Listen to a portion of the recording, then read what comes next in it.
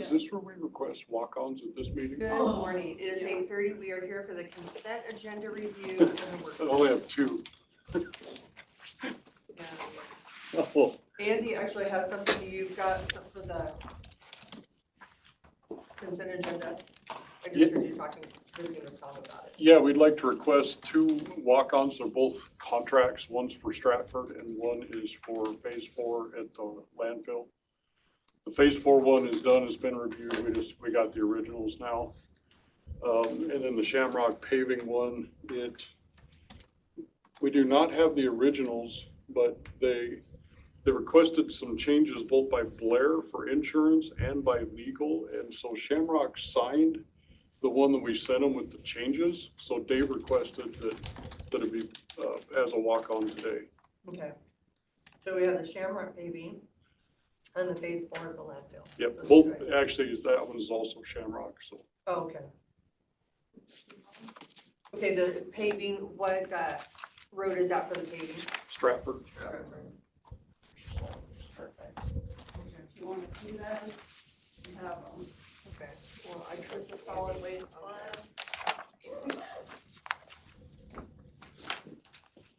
Sorry, Caleb. Oh, it's okay.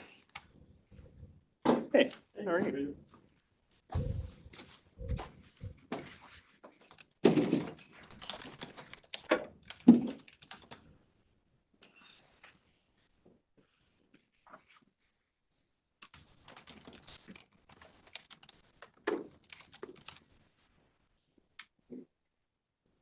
And you're okay with these, I'm assuming you're. Yes.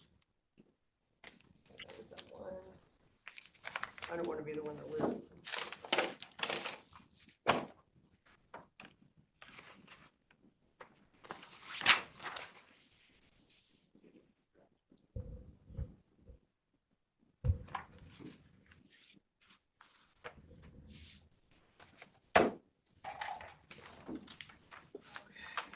Do we have I'm gonna just take it out of it. Caitlin, have a bigger. Oh, maybe not down here. Oh. Yes, I want you to. Okay, do we have these two? Well, you can come in and sit down. Join the party.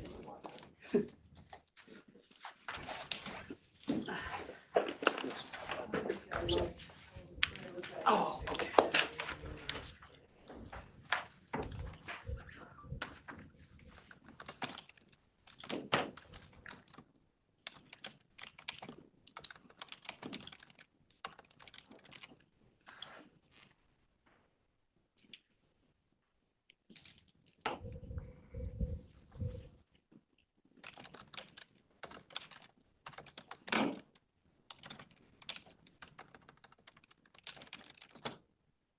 We're doing the title company closing document.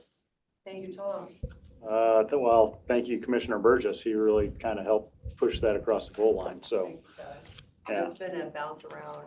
It's like a ping pong. It's gonna be really nice to actually move forward.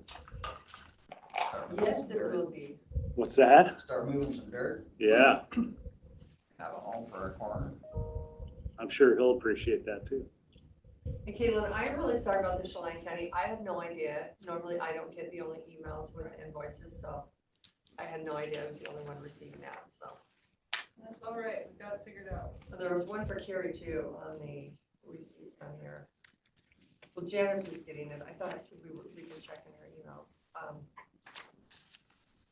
Yes, you're talking about the use of the credit card for the ARPA reimbursement? Yeah, I got a call from, yes, so I called Carrie.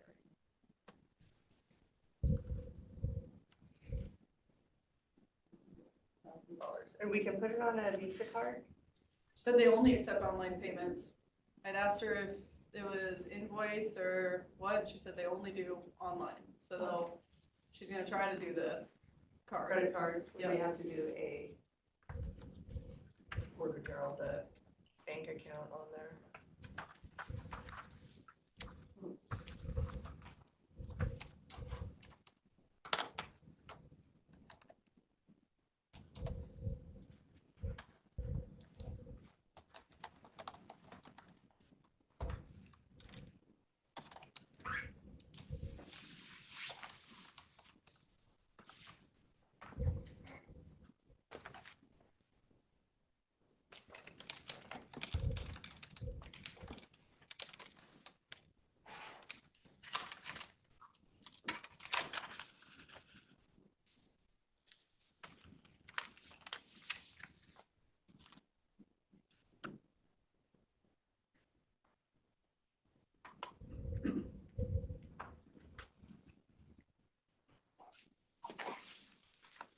So I will kind of walk on number 1 and walk on number 2.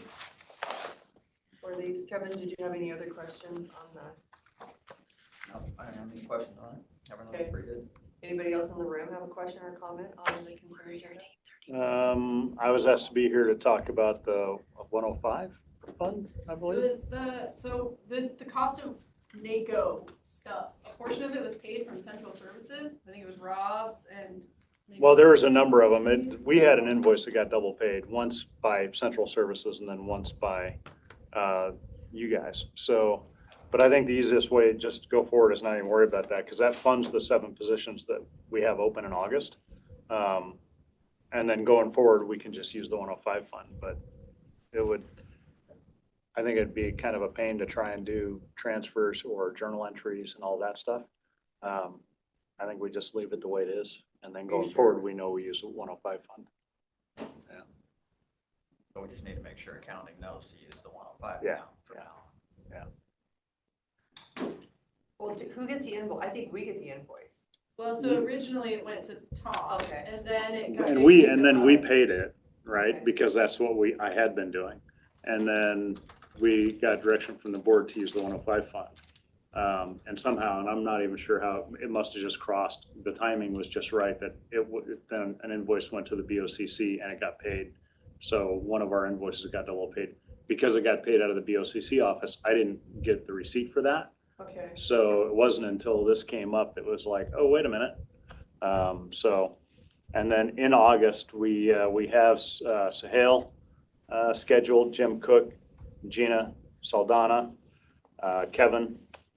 And then Sahel had asked that Teresa Crawford go. Okay. And I didn't know if the board wanted to be, was good with that or not. And then we had 2 open spots. We had unassigned, which we have not assigned yet, so.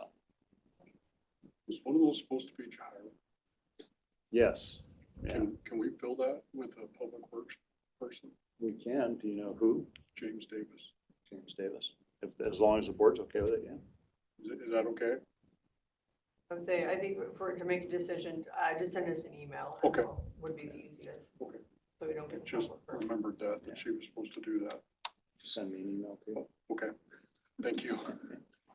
I forgot about it, Tom, until you started talking about it. It's all right. So how many did you pay out of your account? Because you really should be. But Did you use it less depends, of because there's 2 different courses. There's HPL and then there's a cyber leadership course, and I paid for all of GCTS. So, and currently we have Seth, Ricardo, and Jeremy going through it. And then in September, Alex and Luke will be going through it. So some of it, And that's the cyber, or that's the? that's the cyber Okay. side of HPL, yeah. So there's the high performance leadership, and then there's a high performance cyber leadership Okay. course. So, but all of those are paid for. We have a total of, well, considering what happens in August, 7.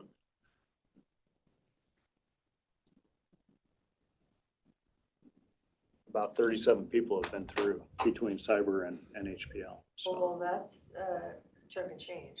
It is, yeah, it is. Well, yeah, but I had planned on it for GCTS, so that shouldn't, you know. Well, Um, do you want to wait and see what your budget looks like, then we can do a Next transfer year. at the end of the yeah, year? next year. Well, it's all paid for. It's already out of my budget, so it's okay. I had planned for it, so it doesn't hurt me.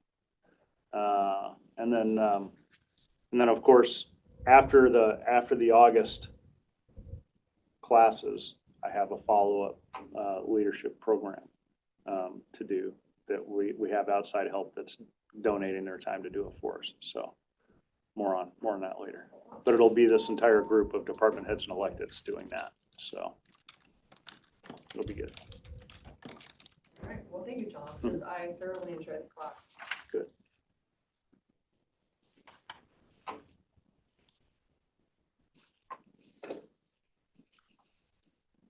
Okay, so the 105 account. But again, Tom, if you're running low, let us know, because we need to do a transfer. All right. I will. I think it's just easier for everybody, right? Not doing all that.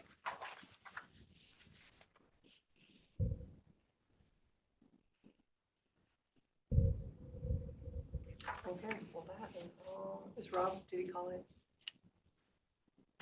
questions? I don't think so. Okay.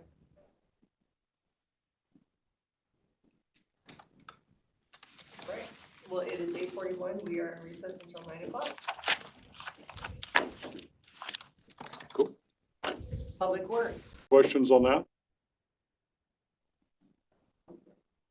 So the next topic we had was Potato Hill Road. And after last week's discussion of lowering the speed limit, I went back and I talked to Kat about the discussion we had. And the reason I did that is Kat's been working on our Safe Streets for All. And that directly deals with issues that we're talking about.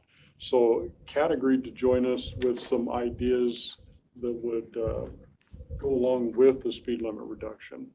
So I'm going to turn it over to Kat. Good morning, Good pleasure to be morning. here. I have a short PowerPoint and I gave you copies of the slides. And it's also online. I have the, where the website address is at. So the first thing I want to go over is speed limit versus operating speed.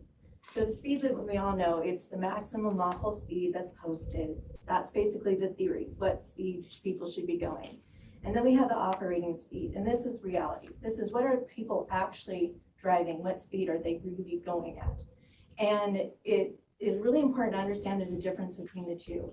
People will take into account the speed limit, but it's not the only thing they take into account when they're determining how fast they're going. The road design, right, is going to make a big, and features, is going to make an impact on how fast or how slow they drive. And so in unfortunately not real world, we'd like these two speeds to be the same. You don't want a big discrepancy between the speed limit and what the operating speed is. So we really want them to be the same. If the operating speed is higher than the speed limit, then you've got some real problems. You're going to have increase in crash severity and in the risk, especially at intersections and pedestrians and cyclists. So understanding the difference between operating and speed limit is really critical, and understanding that when there's a discrepancy between the two, that's when you create unsafe conditions. So a lot of people assume that by lowering a speed limit, you make the road safer, but that actually is not the case. So how do we determine what the operating speed is? Is this operating speed appropriate, right, for the speed limit? Should we use that operating speed to make the speed limit, or should it be different? And if the operating speed is not appropriate, how do we modify the roadway so that they will match? So those are three really important questions to ask. Kat, did you want to share the screen? Caitlin, do we have any callers? Sometimes it comes up. You have one call-in user, yes. Okay, how do we share the screen down here? If Kat is plugged in with the HDMI cord, you should be able to click share on the tablet. Okay. Where do I click? No, I think it's it's up in here. that. Usually Oh, Rob okay. takes care I of was it. gonna Rob say, is I on have today. no option here. I But looked. this is the Sorry, I looked up HDMI in there. cable. Yeah, I Okay. have the HDMI in. Okay, Kevin's over there. There we go. Put your, Perfect. right here. Okay, thank you. Thank you. Sorry about that. Oh, you got it back. Okay, so these are the three important questions. We want to establish what the operating speed is. Is it appropriate for this to use that speed as the speed limit? And if it's not appropriate, what modifications do we need to do? So the first thing we need to do is figure out how do we find the operating speed. And what you do is a speed study, and you get a distribution. And it's called, you want to find the 85th percentile. And the key of the 85th percentile is that means 85% of the people are going slower or at than that speed. Okay, so it looks like this. So here at the 85th percentile, you see how most of the drivers are speeding slower than that speed limit. If you're looking between the 85th and then plus 5 miles per hour, notice that you're getting a huge chunk of the drivers.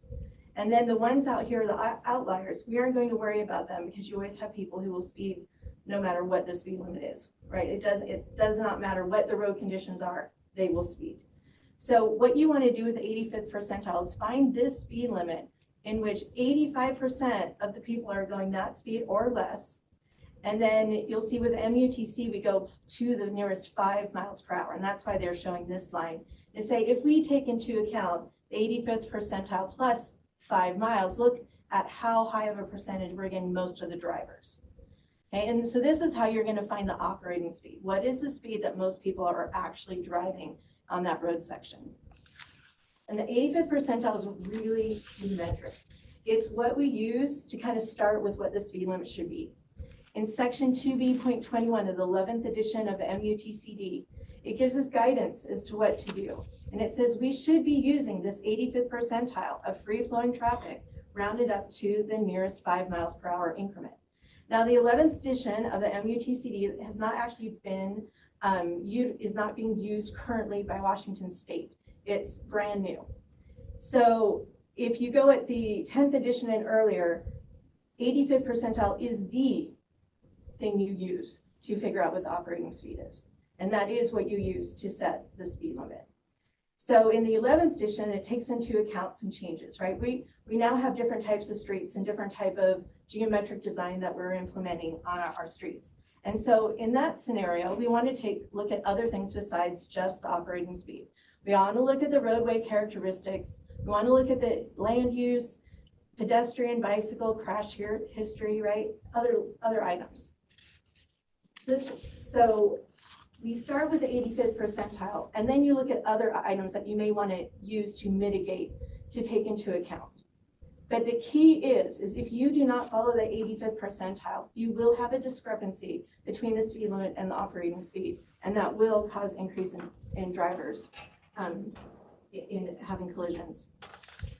So if we determine the operating speed is not appropriate, how do we modify that speed? And the key is that drivers do not adjust their speeds based on the roadway and how important it is, but they do it on their perception of the physical limitations. So when you're looking at Potato Hill Road, what makes you think that you need to slow down? We have super wide lanes, it's flat, it's open, there's not a ton, so what are people doing? They're going a speed that they feel is appropriate based on their perception of that road. So if we want to reduce the operating speed, we must do physical changes to the roadway, or you will not make any positive safety changes on that road. There is a direct correlation to perception and the geometry. And if you want to change people's behavior, you have to change the geometry, or they will not change. They'll just go faster. So 3 tools we can use. We can narrow the lanes.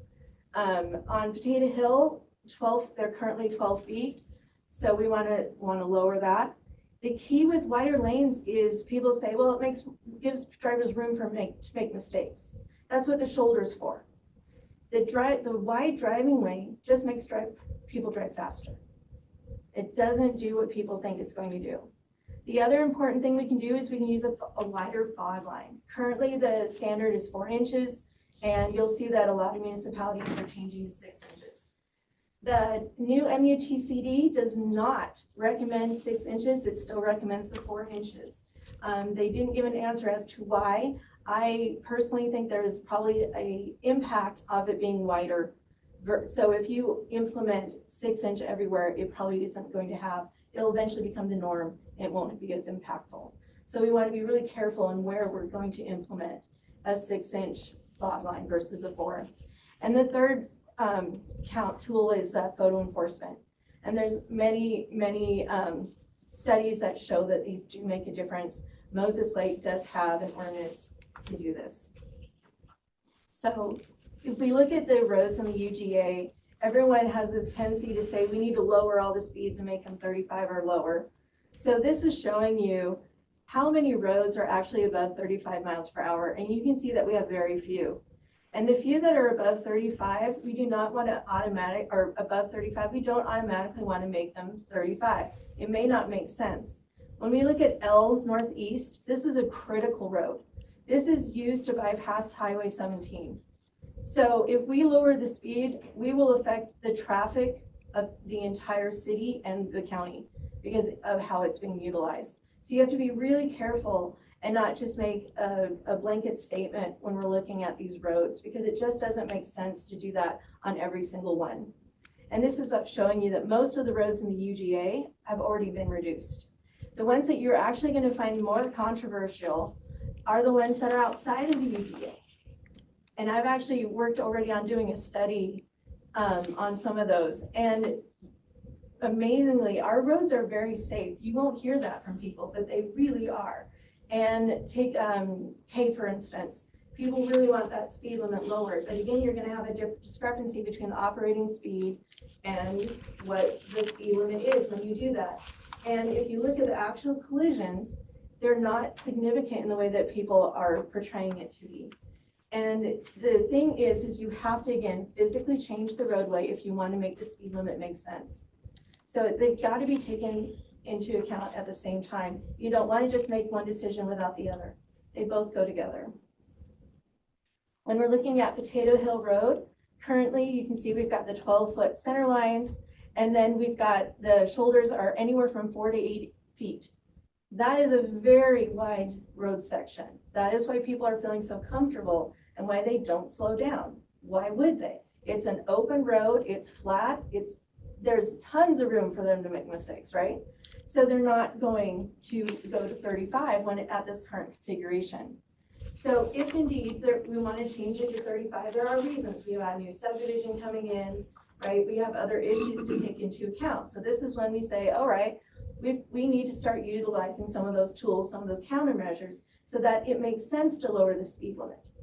So to do that, we've added a few things. So one, we've lowered the lane width from 12 feet to 11 feet. The reason now ideally you'd want, like in a lot of scenarios, you want 10 feet. With trucks, you want it 11. So there's some guideline, right, as to what you can narrow the lanes to. Right. And then the other thing that is really important is the fog line. We want to increase the fog line. What that fog line does for the perception is it makes the road feel more narrow. And so it has that's why it has an effect, right? Because people are like, ooh, I'm suddenly feeling like this, right? And then the other thing we want to add is the ATV lanes. The ATV makes a difference, one, because you've got the sand dunes and everyone's going to want to utilize it. The other thing is this is one of the reasons why the new MUTCD changed how it goes the speed limit, not just on the operating speed, but also on those other factors. The more activity you have on a road, the lower people are going to naturally lower their speeds. And so it started with in the urban areas where they realized, actually, we can lower the speed limit if we take other things into account. Rural roads, it doesn't work very well unless you actually have more activity or you physically make some changes. And so those are three big changes that we want to do that will hopefully slow down the operating speed and make it match what you want the speed limit to be. Makes sense. And that's all I've got. Thank you. Well, thank you. Any questions? So one thing, if we went back and looked after last week, and it was due to be chip sealed next season. James Davis went and took a look at it. It already had a bunch of cracking, and so we instructed our crews to crack fill it and get it ready for this year. And if you would like to move forward with this, we will chip seal it this year. Once it's done, all broomed, we come back and we set it up the way that it's proposed, with the narrower lanes and the wider fog lines, and then lower the speed limit at that point with the geometric changes that Catherine was talking about. So that's what we're proposing. I like it. I think with the amount of accidents that have happened on Potato Road and Baseline, now I get messages this morning that there was no accidents, but everybody's running that stop sign, coming off a Baseline going out to the sand dunes. So if we could change this and lower the speed limit, I think that would help slow people down, less accidents, make it more useful for the public. They go out to the sand dunes, come into town, they go ride their side-by-sides and frequent the gas stations and, Lowe's, Hotels, things like that, restaurants. hotels. Yeah, they can stay at the hotel there, get on their side-by-side, run out to the sand dunes, play, and then come back to their hotel room. I I think it's great. Well, and when I went back last Tuesday and talked to Kat, she's like, that, it will not work. She has done a tremendous amount of work on this SS4A and all of her crash I studies, and appreciate it. it's exciting information. And Gotta make sense. Well, and you know it doesn't work, because if I'm Northwest, you lowered the speed limit, it hasn't changed the driver behavior. Right. We still have accidents because we changed the speed limit without changing the geometry. Have we done a speed study on Potato Hill Road? I don't think so. We have very few speed studies with the operating speed, very few. And that needs to be our new standard, is first find the 85th percentile, identify it, and then again, ask those 3 questions. Does that operating speed make sense to make it the speed limit? If it doesn't, why? What would happen if we were to put a camera up by that fire station? So, On the corner of Potato Hill Road and Baseline. yeah, one of the things about the speed limit tickets, it really does have an impact. Rod and I are in agreement. We don't want that enforced all over the county. They need to be utilized in very specific locations, in very specific spots that we're really having trouble lowering the speeders. West Shore was definitely one place that we for sure wanted it in the past. It's gonna be really interesting to see once it's done, to see what the operating speed is. With the sidewalks and with more people on the road or on the sidewalks, it may already lower that operating speed. I think so. We think it will, but we don't know, and then, so that's one of the things that we'll need to determine. But there's certain locations that make absolute sense to do that, because there is no other way to get the drivers to slow down. We've tried rumble strips in many places. We've tried, flashing lights. We've tried the double signs. There's lots of different things we've tried with very limited outcome. Right. How can we go about getting a speed study on Potato Hill Road before we seal coat it? Is there, So There that'll be should broad. be, I can't believe there's not one, because this is the most sought after stretch of road. Yeah, We've had petitions, people want it, people it don't. depends on how frequent it was done. So Okay, it may it's be probably been a done. I while. asked Rod at one point, so I initially was asked to look at the roads in the UGA to see if it made sense to lower them to 35. And I quickly realized when I was identifying which roads that would apply to, that wasn't what was the most important part of looking at lowering the speed limit. It was the roads outside of the UGA that actually really need to be looked at. So that's it's a big deal. And when I asked him to, for what, if he had 85th percentile on these roads, he did not have very many done. And what's frustrating is that with civil and engineering has a lot of different disciplines, right? You can go structural, traffic, sewer, water, lots of different ways. And a lot of engineers don't understand the full traffic. And what's really frustrating is before this 11th edition of the MUTCD, it was supposed to be based on the 85th percentile, all speed limits, period. We're supposed to be based on the 85th percentile, then you round up or down to the 5. And the reason is because that has been found works. Now there's such a thing as speed creep. People say that they don't want to use the 85th percentile because over the years, that 85th percentile can move up. But generally speaking, it was used for so many years, that's usually not the issue for what's happening in those scenarios. So that's why it's so critical to start there. And the previous engineers did not understand that. And so that's how we should have been approaching these speed limits all along. And what's really interesting right now is the reason why the new MUTCD has changed from just going by the 85th percentile, but all those other characteristics, is because we now are suddenly looking at our roadway structures and saying, do they have to be 12-foot wide lanes? Do they have to, have this much shoulder? Do they have to have? We're starting to reevaluate what is actually needed for a roadway for safe traffic. And that's why the MUTC is recognizing that there's other things you can do to modify that operating speed. It's a good test.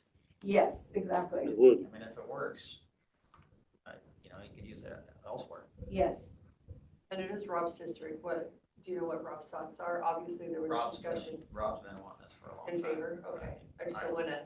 I Something like, let's move forward on it. I But actually it sounds like petitioned this for UTVs when we did Cascade Valley, and we weren't able to get it done. So it's been on the plate for it's been on a long for a time. while. And I really think that, now's the time to do it, Well, especially with that new development coming in. We had our crews jump on it. We're planning on starting chip seal on the 2nd. So we had our crews jump on it. They're replacing monuments today. But if we decide not to do it, all that'll be there for next year when we chip seal it. So we had a little window here to get it done in case we want to go this route. And I agree with you, Kevin. I think it would be a really interesting test.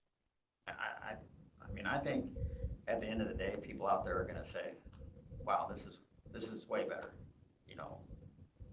It doesn't take that much longer to get from the bridge to the sand dunes at 35 No, versus 50. Yeah. You're not losing that much time in a day. no. So we would have to have a hearing because we'd be updating or changing our code, the speed limit code, so. That's, well, it sounds like you've got the green light to, thank you, Kat. You're welcome. As long as Rob isn't gonna have heartburn over it. No, I She's, think Rob's gonna be happy. the stuff that she's learning by doing this Safe Streets for All, and she has a spreadsheet that's about 1.5 miles long from all the crash data, and it's, Multiple pages, yeah, it's enormous, but we are getting a lot of really good information out of this. So, and this is one of them, so she was pretty excited when we were talking about possible geometric changes to the road rather than just the speed limit. Yeah. Right. I think West Shore is gonna change because you got curbs. Yep. Yep. People don't wanna hit the curbs with their cars because it's damaging. It's gonna seem much narrower than what we used to. Yeah. So I'm with you. I'm hopeful that problem will fix itself Yeah. just with the new road. I think so. So, but if we do go down the road with cameras, we have White Trail, we have Potato Hill, we have some locations that they would be beneficial. We have about three or four tops. And Rod and I are both in agreement that this is not a moneymaker. This is something in very specific locations where we've tried other things. And then we will have a sign that very clearly warns everyone. So it will not be a surprise by anyone. Well, it's a safety factor. I mean, Yeah. we have to make steps to make roads safer. People need to slow down. I'm not one to talk because I do speed, but, Kevin used to speed, but he doesn't these anymore. roads, you have to be, they need to slow down. Cindy doesn't speed at all. She No. I know better than that. It's creep, is that what it is? Creep? Running lane, almost there, running lane. And Rod and I have discussed about what roads we would like to propose to put 6-inch fog lines in, like Dotson and Adams Yes. and Beverly Hills are ones that we've discussed to do. And that would be done with our chip seal process.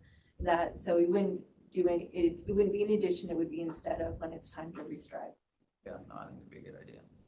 And last week, we really thought Potato Hill was on this year's chip seal, but when we looked, it's next year. The condition of the road, it does not hurt to do it a year early to make all these changes. So, and it's a couple miles, right? 2 miles, I believe. So, okay, we'll continue moving forward with it. We'll do the hearing for a speed limit change. We don't need a hearing for the geometric changes, No, I think just speed limit speed limit change. reduction, okay. Is there any other roads that speed limit changes need to be addressed? That would be the time. Well, and I'll have to check our petitions page, see if there's any more. You know me, I hate to reduce the speed limit, but sometimes you just have to. And this has been an ask for 8 to 10 years over just for the ATV. Potato Hill. TV and speed So limit, it's yeah. Potato Hill Road and by the Quincy Golf Course. That has been that. Well, and Reduce it, increase it, reduce it. that's why it's so frustrating to me, because when that last time I was here, actually, when it was being discussed, and I was so frustrated, it's like, why are you going up and down? You need to have a process, you need to have a way of approaching it that is consistent. Because the thing is everyone just can use it's gonna make it safer, slower every speed. And they don't understand that there's consequences to lowering the speed, and it does not necessarily make it safer. And it's just really important to understand that. Yeah, 2024, a few more in 2024.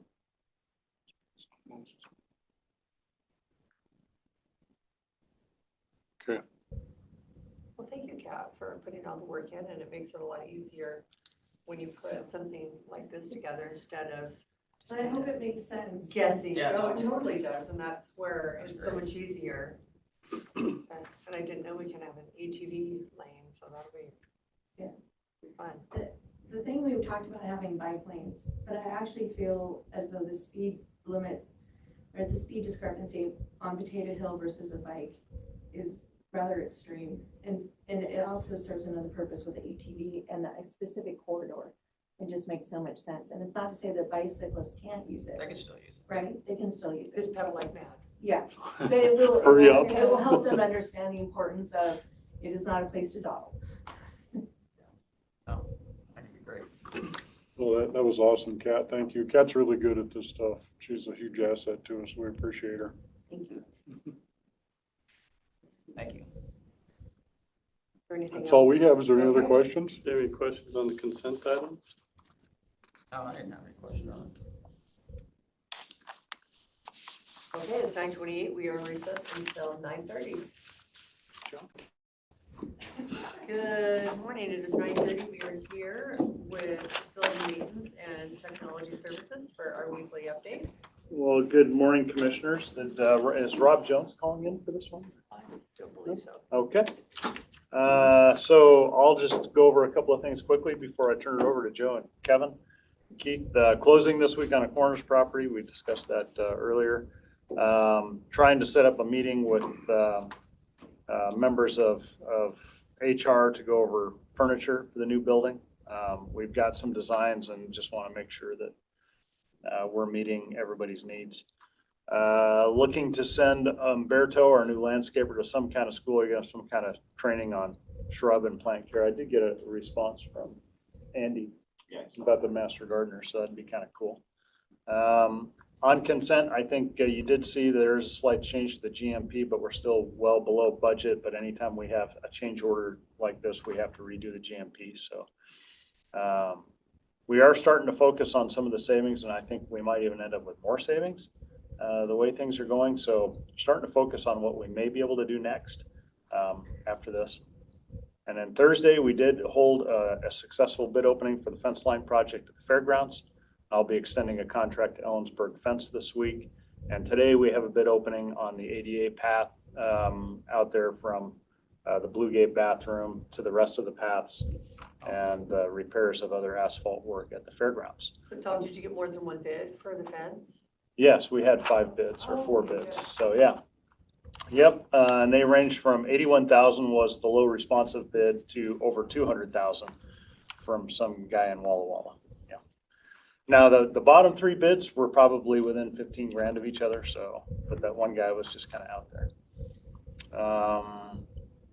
And then we did have a quiet week at the fairgrounds, or a quiet weekend at the fairgrounds. No calls this weekend, which was really kind of nice. Did they not have a show? Did they have a horse show? No, Didn't have it was nothing just, this weekend. yeah. Okay. Yeah, Jim didn't even have people on the grounds this weekend, so, yeah. First time in years. Yeah, so it was quiet, just campers. And then after they're done with their updates, if we have 5 minutes left over, I'd like to jump into an executive session to discuss the avoidance of litigation on something. So then you guys are welcome to stay, but I just want to keep pushing this, so go ahead. Kevin. All right, so good morning, everyone. Lots going on in facilities and maintenance world again, so we'll start off with budgets. Budgets are looking good so far. The only one that I see that we may run into a little bit of issue is at the fairgrounds on our repairs budget. We're about 71% spent so far, so that one we'll have to keep an eye on. Yeah. But everybody else, like our supplies, which is another big expense for us, we're 29% or under in those at all of our locations, and repairs is running good as well as at the other locations. So overall looking really good. Fuel systems this weekend for Public Works, we did have one call out Saturday morning, and it was kind of an odd one because somebody went and activated an e-stop, but not at the pumps. It was up on the building away from the pumps. So Like an emergency stop. emergency stop, yeah. Okay. So it just shuts the pumps down so they don't operate. and obviously the folks that go there to fuel. So we had 2 requests come in for the same thing, one from Sheriff's Department and one from another group. And anyway, by 9:30 in the morning was back online, and that was what was found. So we just got to figure out why that got pushed or by who. So it's kind of an oddball one. So since in the last 30 days, we've had 4 requests on the fuel pumps, so not planned events. So, and of course, if you look at that, 2 are for the same event. But other than that, it's been pretty quiet on fuel pumps. So, It's getting better. yes. The guys are working on their certifications. Eli actually has his underground tank certification, so we needed a certified person in our maintenance group that is certified to inspect the tanks. So we're keeping up with compliance issues as well. They continue to work intermittently with SME on doing PMs and service, so they get a better understanding on how to take care of these things and make sure they're reliable, so that when people go to get gas, they can get gas. We are also starting to move and organize the fuel pump parts. So we're going through the office space down there, finding where everything is scattered about, getting it into one area and labeling up so that when we have a repair that we need to do, we can find the parts to do that. So moving on from that, we are also working, facilities and maintenance is also working on 4 office furniture systems. 2 for Public Works, 1 for YS, and 1 for the Veterans Administration. So kind of one thing that's significant about that is that because the cost of these have been going up, Tom initiated a conversation with CDA, and she came back with a cost savings on there where it costs about, 2/3 of the original system. So we're going to get these bid out with the lower priced laminates and see where they come in. The quality is supposed to be fairly comparable. The appearance is going to look about the same. So we're going to see if we can at least start cutting some cost out of that as well. Courthouse facilities keeps working on the Veteran Administration and Youth Services move. There's still things that we're cleaning up after. There's refinishing walls at Ivy Street. There was one of the offices, they had glued up like old vinyl, or not old vinyl, but old paneling, the old brown stuff, and just like strips. And the personnel up there didn't really much care for that, so we pulled it off and it was glued. So more work. They should have that room finished up this week, and that is where Anthony will move into then. And then one of those desk systems will go in there once we get it figured out and get it here. So in the meantime, we have temporary furniture that he can use to get him by until that arrives. Will we need to help with any, desks, computer stuff? I'm assuming yes. I think they're pretty simple what they got. So I think we just got to take the tower and the monitors. I don't know that we need to have you as long as the Just want to make sure we're getting network right. So. Yeah. Okay. Well, yeah, we'll keep the phone system in place and everything like that. So yeah, we'll put I'll get a Spiceworks in for us, and we'll assist as needed. Perfect. Just wanted to make sure you were talking about it. All right. That's why we have these meetings, right? And yeah, so the windows are outliers there at Wheeler Road. We got the submittal of qualifications done. I need to engage all these A&E services firms that we have, because we've already got 3 projects that they can help us with. We got the one at obviously Wheeler Road for cutting the windows in. Public Works is looking to have an additional they needed additional space and want to take the existing break room, make that into office space, and then have underneath the mezzanine in the shop, have that built into a break room, but that would require moving a stairway that goes up to the mezzanine. So we want to have at least a structural engineer look at that, so we don't create a bigger issue by doing it. So and then also they got to look at Wheeler Road and see if we cut these windows in, what we got to do there, so we don't have a saggy building at the end of the day. Yeah, we don't have it like that. So lots of stuff going on with those types of projects. Wheeler Road is probably gonna happen next week unless there's something that comes out of district court that says we cannot, but so far it looks like it's possible. So we're working on plans on how people can access the building and keep it open. You're talking about paving. Yeah.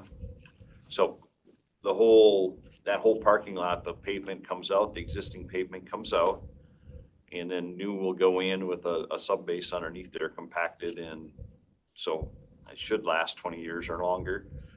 But the challenge is going to be keeping that building open so that you got east side, west side, so you got district court probation on one side, WSU and youth services, who we just moved in there, on the other. So we're looking at doing half of the parking lot at a time so that we keep the two north doors open on the first phase of the project. So district court can enter through there and it doesn't really affect WSU and youth services. But when we go to do that, it's definitely going to affect youth services and WSU extension. And they'll have to go and enter through the district court side. So we're working on the logistics of that and getting that figured out before we start next week. So in the end, it should be a nice new crack-free, below-grade asphalt surface. Maybe we won't flood the courtroom anymore. Yeah, you don't have to walk in and go. Like soggy carpet. It is interesting. We still got the new jail items we're working on there as well. So I think we got keys done. We'll start pulling cable in the HRCS building over here this week for access control. Also working on the museum, their electronic sign down there. The survey's been completed. We identified the sign location. We're getting electrical bids solicited and getting them out there because that's the last piece of it. And then you're going to see a BOCC consent request for next week. So that'll have the contract, which has been approved by the prosecuting attorney's office. They'll have that in there and the whole bundle as we normally do it for projects like that. And then we should be able to hopefully start to wrap that one up. Site supervisor position for the sheriff's facility is filled. Today is the first day that Corey is working under facilities and maintenance. He currently is sharing vehicles with us. The other one has been turned into the sheriff. And so he's driving back and forth to work just like everybody else. But at the end of the day, I think we're going to have to get him a vehicle for up at the new jail because it doesn't make sense to drive to work and that's his home base basically. And then if he needs to take a truck out, let's say to Lowry Road, or if he's got to go to George or one of the outlying buildings, drive his vehicle down there. So I talked to the sheriff. They're going to look at the truck that he was using and see if they can get us a cost for it. I don't think we need a brand new vehicle for that, and something that's going to get used maybe every other week, a day, or a couple times a week to go get parts. Right. So if we can get a good price on that, I think we should take a look at it and possibly get it Just and have it transfer it. in our back pocket. It might be his first day, but he did call me this morning to harass me about misspellings in my email. Which I deserved, so. Oh, boy. I deserved it. Somebody setting you straight already. I like it. All right, so another, we did interviews for the open maintenance 4 position last week as well. We have a candidate that we're interested in extending an offer. We're gonna ask a few more questions to make sure that the person is on board with accepting the position for what it is. And if that comes back good, we'll extend to that person. If not, we have a secondary candidate, was also ranked pretty highly and would make a good fit for us. So I'm pretty sure by the end of the week, we'll have that position filled. Other things we were working on. We got the policies that we were reviewing as well. Reading through the one around access control and keys, I think there's some suggestions that we can come up with that to help streamline, especially the keys around the courthouse. One thing I would like to redo for next year, and we'll put in our capital budget, is rekey these buildings. and then reduce the total overall number of keys we issue out. And with working with the new jail, there's some technologies out there that will help us. So that's, if we need to, we can, it's pretty long conversation, but it'll reduce the number of keys. It'll keep the keys on site. So if people need to have them and use them, it's a trap key system. They can check it out, but then it also prompts them to get it back or sends out a report that, hey, this person took a key and has not reported. And it works off of using our cards, so to get those keys. So, That's awesome. yeah, It's a spendy solution, but it's kind of worth it, so. yeah. Accountability is priceless. Yeah, and so it keeps the keys here. There's no reason to take keys off site. So let's say somebody, you terminated them or they separated, whatever happened, right? They're not working for the county anymore. And it ties in with Active Directory. You turn them off, it takes off all their access control away and access to keys. So, keeps the building secure. Oh, So is it one of the keys that has kind of a little, like a computer chip in it? no, it goes in a panel basically, Okay. depending on how big you got, and it's like it's in a key lock. And then when you badge into it, it Oh, lets you you, get to pull your key out. Yeah. Okay. and it says you can only take this key to light up which keys you can Okay. take. I thought maybe it was the electronic keys where it's just a flat. It's almost like a key vending machine. Okay. Exactly. Almost, yeah, except you can only get the one that you're It's a allowed key to get. lock, Yep. Keyboard, Only The ones key. you're authorized to. a board that holds keys. Yes, exactly. So, but no, the reporting, with what I read in the policy was good because you know where all the keys are, it tracks them, right? And minimizes who has master keys if you want them to have them out there, so. Other than that, things that, for maintenance, with more staff, we're looking for more space as well. And we know we'll get some of that freed up when we get into the new CSHR building, but yeah, it's We're getting still pretty trying- tight. We're still trying to figure that out. Okay. But, no, we're running out of space as well.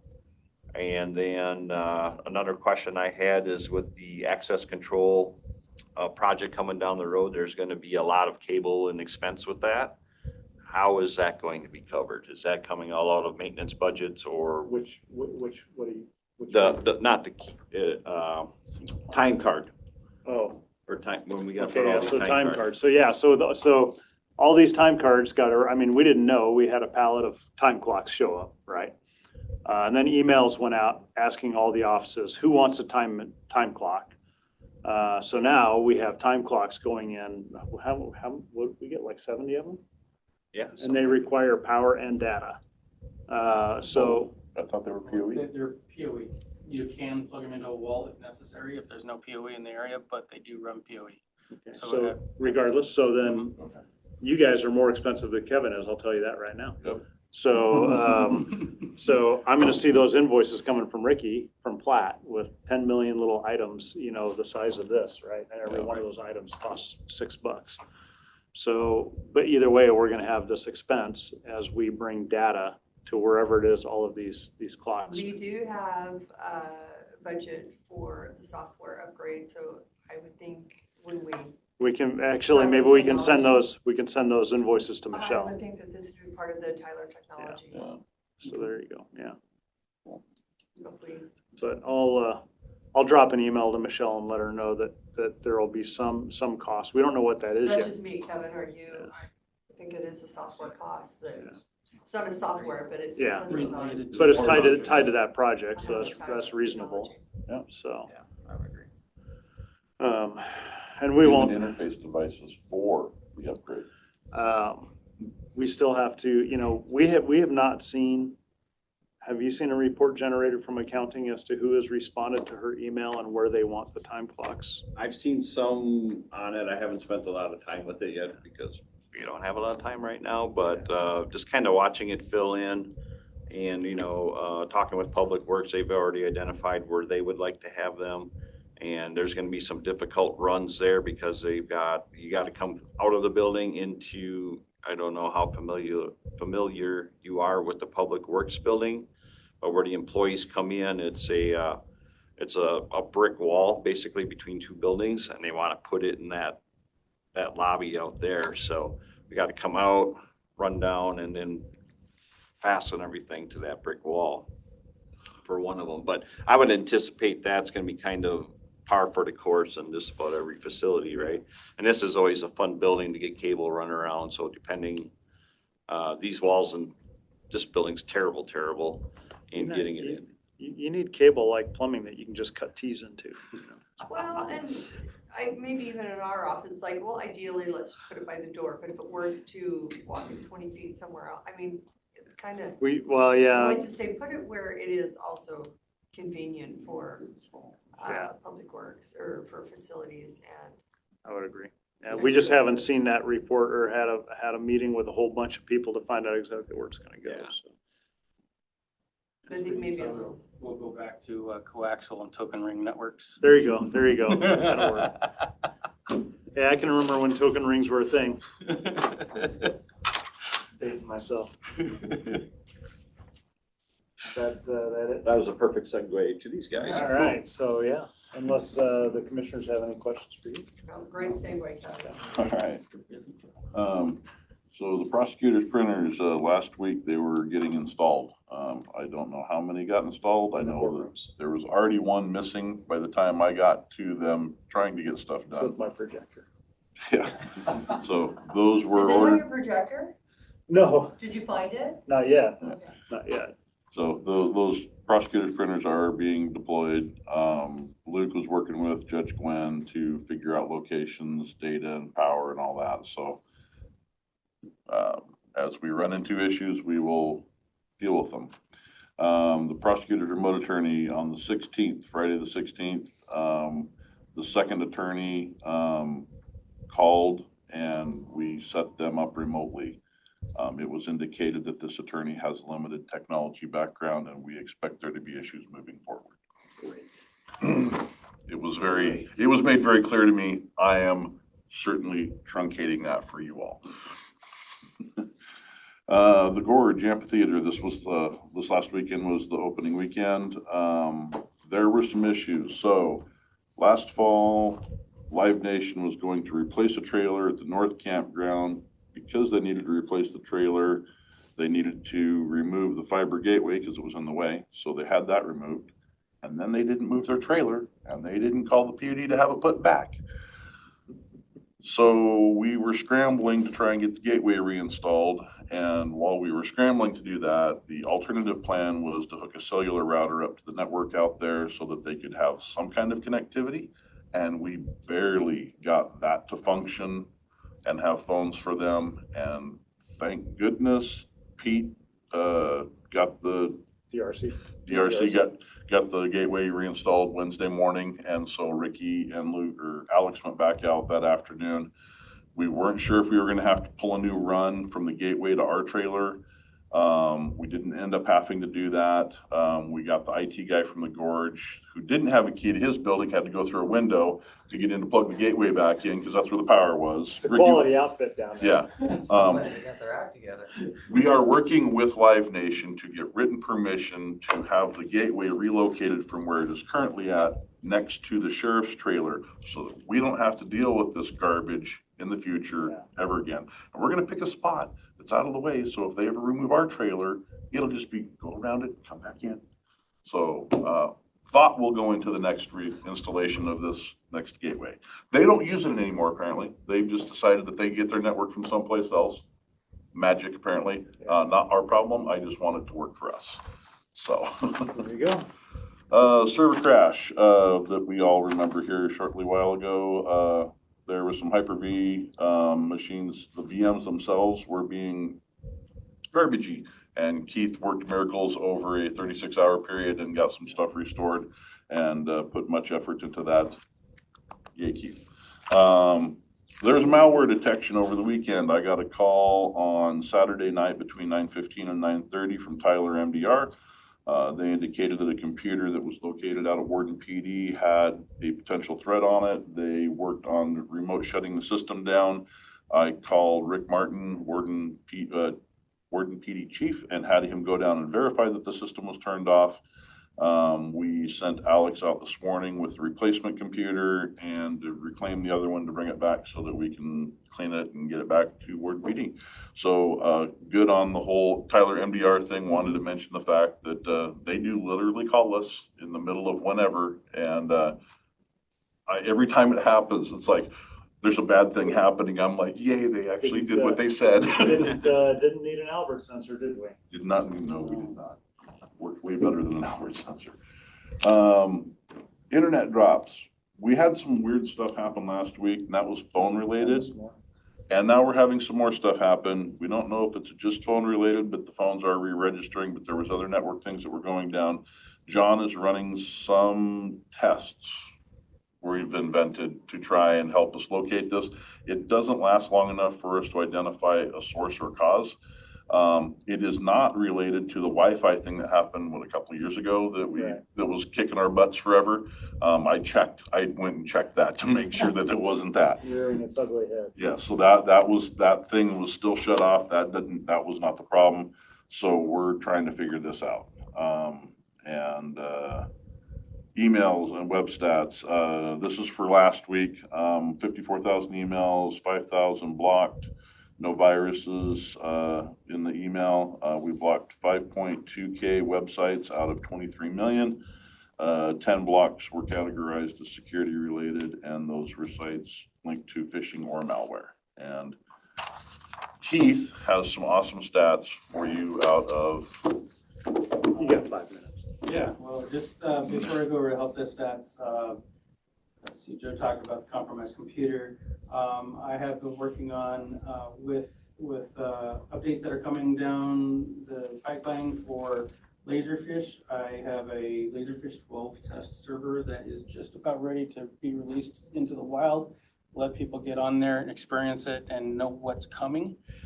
So that'll be good, so we can actually have people prepared for changes when changes happen, because that will be happening later this year. We're making progress with our inventory system transition. So once that is all up and running, I'm excited about that because that will give the Kevins, the Swahils, and all those people access to actually see what they have available or what they have in their inventory without keeping their own separate spreadsheets. And it's going to save us $10,000 a year. Yeah, that's the other good thing. One thing that Joe didn't talk about with our MDR, we did have an unusual account access on Friday night. When the prosecuting attorney's personnel log in from someplace that is not local. Usually this happens when someone's using a VPN client on their phone, but we suspend the accounts immediately until verification happens. So it's just a best practice. That way nothing can happen with the accounts. So going on to tickets though, the numbers look larger because we're now looking at a 2-week period.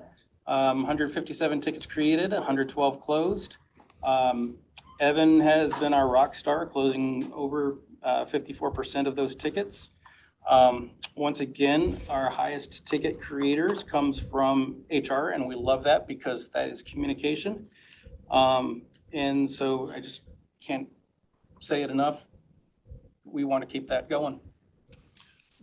On the HR thing, Decorah sent me some policies to look at that are part of the new Lexapol thing. We had been working on computer user policy stuff with Tyler for the last 2 years. So we want to merge all that together. And so that is in the works as well. So that's me, Keith, and John have been working on that. So, and we'll continue because it is lengthy and it's a thing. I'm well aware of it. And done. All right. Any questions for GCT? No, like, done. Okay, we're done. I don't have any questions. Okay.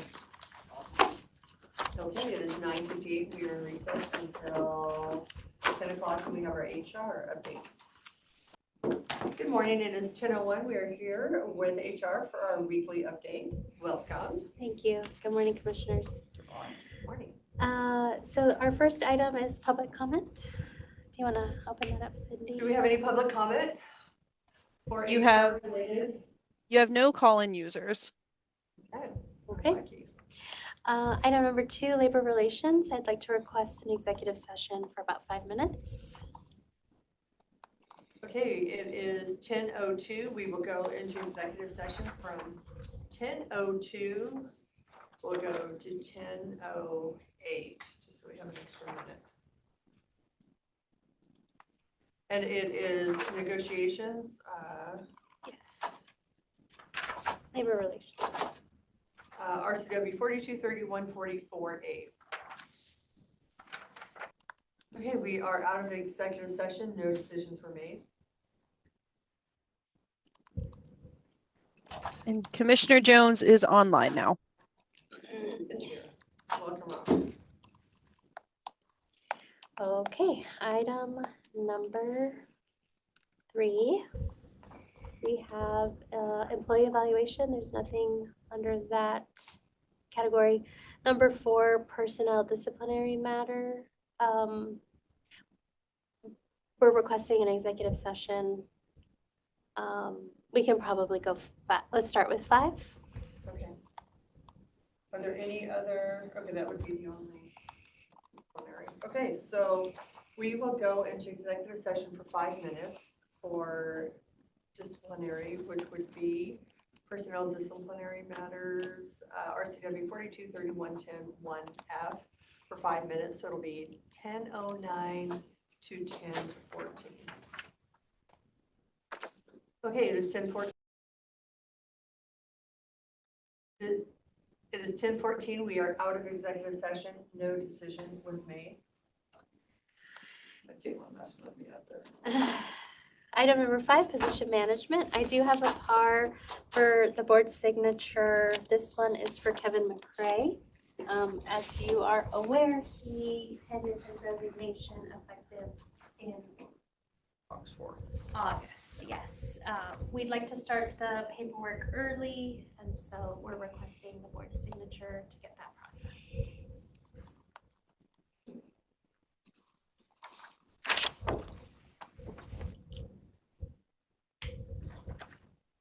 Rob, are you okay if Caitlin stamps your name?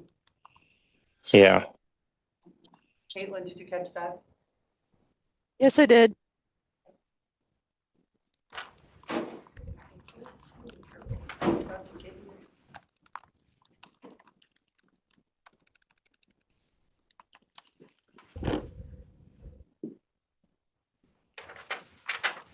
Thank you. And Caitlin can stamp that too. Okay, I'll take it upstairs. All right, and number 5. Sorry, that was number 5. We have nothing under budget, finance, and compensation. Item number 7, recruitment. Just an FYI that the county administrator position is now posted on the NeoGov platform, and so that is currently being recruited for. Dan is working on the posting for Profman or GMP since they split. Somebody needs to pay for this service. So does the commissioners have a preferred way to make that payment?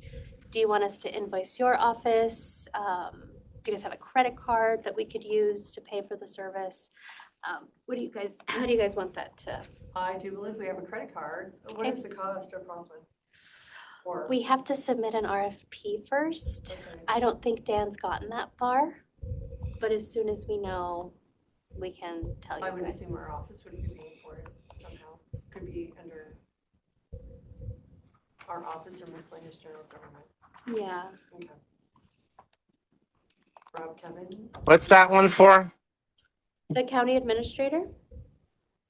Mhm. I did have somebody contact me over the weekend about that position. Is it our 105able? That's for positions, not necessarily for recruitment.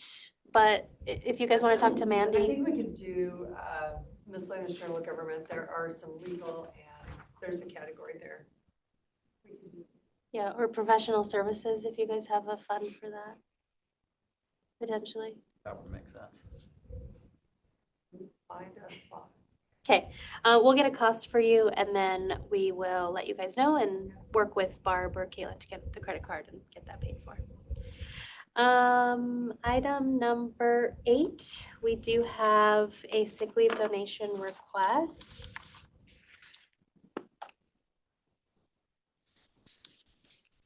I don't remember if we go into executive session to discuss or if I just present an open Will you session. be talking about medical Yeah, of the person? yeah. You probably want to go into executive session, so we're not.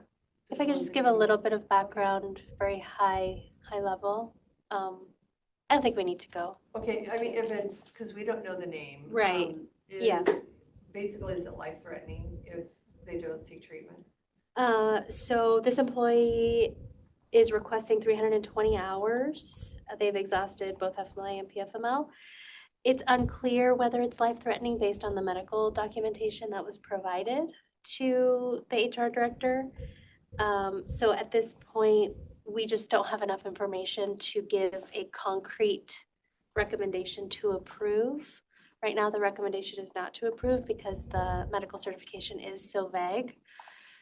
Our policy defines sick leave donation as, like you said, Cindy, it's life-threatening. If they don't have the treatment, if they don't have time off, their life is in danger.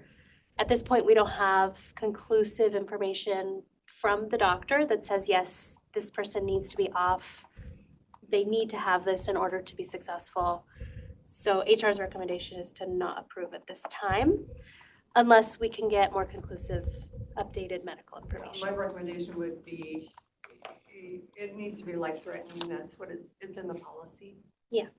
At this time, the medical certification does not clearly indicate that the condition is extraordinary in nature or life-threatening, causing long-term or permanent physical damage. And this obviously is a newer employee that hasn't.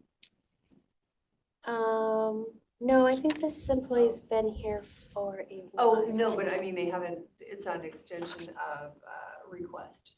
It's a new request from an employee. Yes, Okay, yes. I didn't clarify that correctly. Okay, well, I say we wait for further information, additional information from her physician. I would agree. Are we denying the request now? And then she can reapply if she has Deny updated. or put it on hold until there's more information that's submitted. We're gonna deny the request Okay. for now. If she's able to get more, then we will resubmit Bring it. it back. Yeah, I would agree with that. Rob, do you have any thoughts?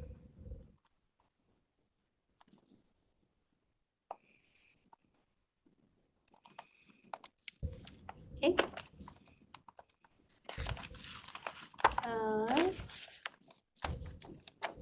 That was the last item on our agenda. Do the commissioners have anything for HR? I do. Okay. I have a question, but it probably needs to go to executive session. Okay. It will be job applicant evaluation. Okay. RCW 423110, 1G, and 4 minutes should be fine. 10:21 to 10:25. Okay, we are out of executive session. It's 10:25. Is there anything else? No decision was made in executive session. Nope, I don't have any other items. Well, thank you for joining us today. It is 10:25. We are in recess until 11 o'clock when we have our budget and finance and committee meeting. Are ready? Your house at 4? It is 11 a.m. and we are here for our monthly budget and finance committee meeting. Welcome, everyone. Who would like to begin? Do you want me to start? All right. You're getting it in color. I guess I'll not be so cheap in the future. Everything in color on these things means something's changed. And so just to let you know that all the columns, well, except for the very bottom under other business, which I can change, but. So state is now at a 435, 436 for the month. projecting 220,000, but now I'm thinking maybe it's gonna be 210. And not, 210 million in the state pool, where we'll also have 390 million. So we'll be just over total investments of over 600 million. I didn't get to the one project I want to do this morning. That's sort of, that I'll do for the Monday meeting next week regarding a quick look at taxes for May and comparisons to offset what happened in April. The one thing I put on was there's two items in blue that are actually will be purchased in June. So interest rates went up since our last meeting. So I've been looking at the 3-year plus area, buying callables with quarterly calls. And we will be buying those and seeing, and it's actually a little good timing here, because the expectation of the next Fed meeting where a possible rate drop would happen is more than 3 months. And so if it stays there, unless the market anticipates it really much, we may get this for 6 months for these rates, which is good. The state pool responds on a daily basis on changes. So they'll be going down. We'll be having things going up on our yield. We have items, you can see the top item in red. We're getting a whole 0.8% interest rate. That's maturing this week. Got to get that on. You can see these other things at low rates in August and September that we're maturing, and we're replacing with something with much better interest rates. So we have all these stragglers happening and all these things that are happening all this year. Besides low interest rates, and that's been dragging the yield down, they also are our cash flow, that when they mature, we have those available to pay for the jail and other projects.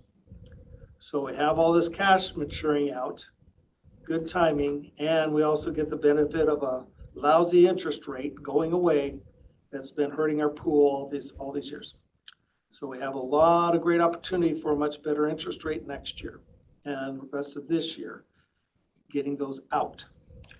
The things in green is what was purchased this month. That'll settle this month.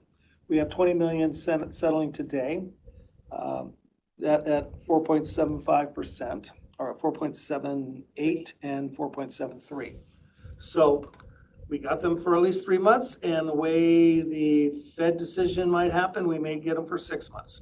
Then after that, there may be a lot of turnover of some of these items, and we just keep buying them, riding down the curve. That'll still be higher than the state pool but we just making sure we have the cash flow. So we still have a lot of cash, means a lot of surplus fund interest as well. And that's one of the things is when we get down to, it shows the impact of, we had a lot more cash last year. And now we have less, and that means less money for surplus funds. So that's what's happening, what's going on. And we also had a call for tomorrow with an item for 4.9. So 4.9's got called, replaced them at 4.75s or 4.78s. So that kind of, and with the state pool at 435, we're still riding down, knowing things will be called, but what we're going to be buying is still going to be better than the state pool. And so we'll be continually creeping higher, closer to the state pool rate, and eventually we'll get a break-even point where we'll be sometime next year, possibly end of this year, depending on the rate cuts, to be higher than the state pool again, which happens in a 10-year cycle, 7 out of 10 years. 3 years, we go into a crazy inverted curve that messes everything up, where the state pool is the best investment. And we're all trying to find, that's our baseline, trying to beat. So,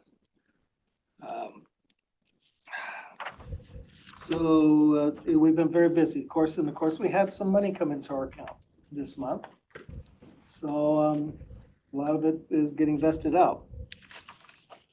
So Sales tax. Higher than last year. We're ahead of last year, 12% ahead. I'm still cautious. We're doing well for a county. Now that our jail's been annexed, that's going to be impacted of sales tax for the rest of the year. Countywide, it's practically right now getting closer to break even compared to a year ago for cities.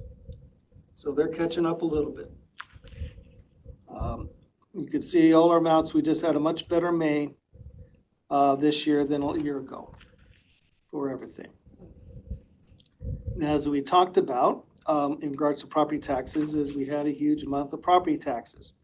We had about $2.4 million more we collected than a year ago, which makes us ahead. What I'm suspecting is because we collected so much that we didn't have hardly anything to collect left, that the number I was going to do research is looking at the receivables month to date on current expense and compare it to last year and just show you there's going to be, I'm expecting a big gap difference, which will start reflecting some of our budget issues closer.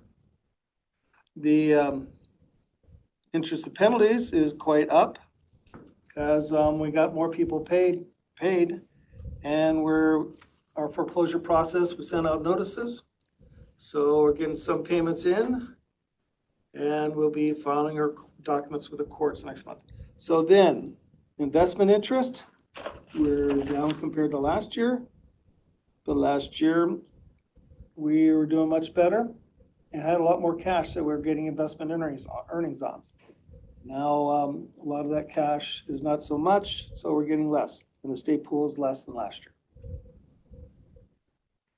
And we'll see when we get, we didn't get any emissions tax for April, for February, so we're still waiting for that.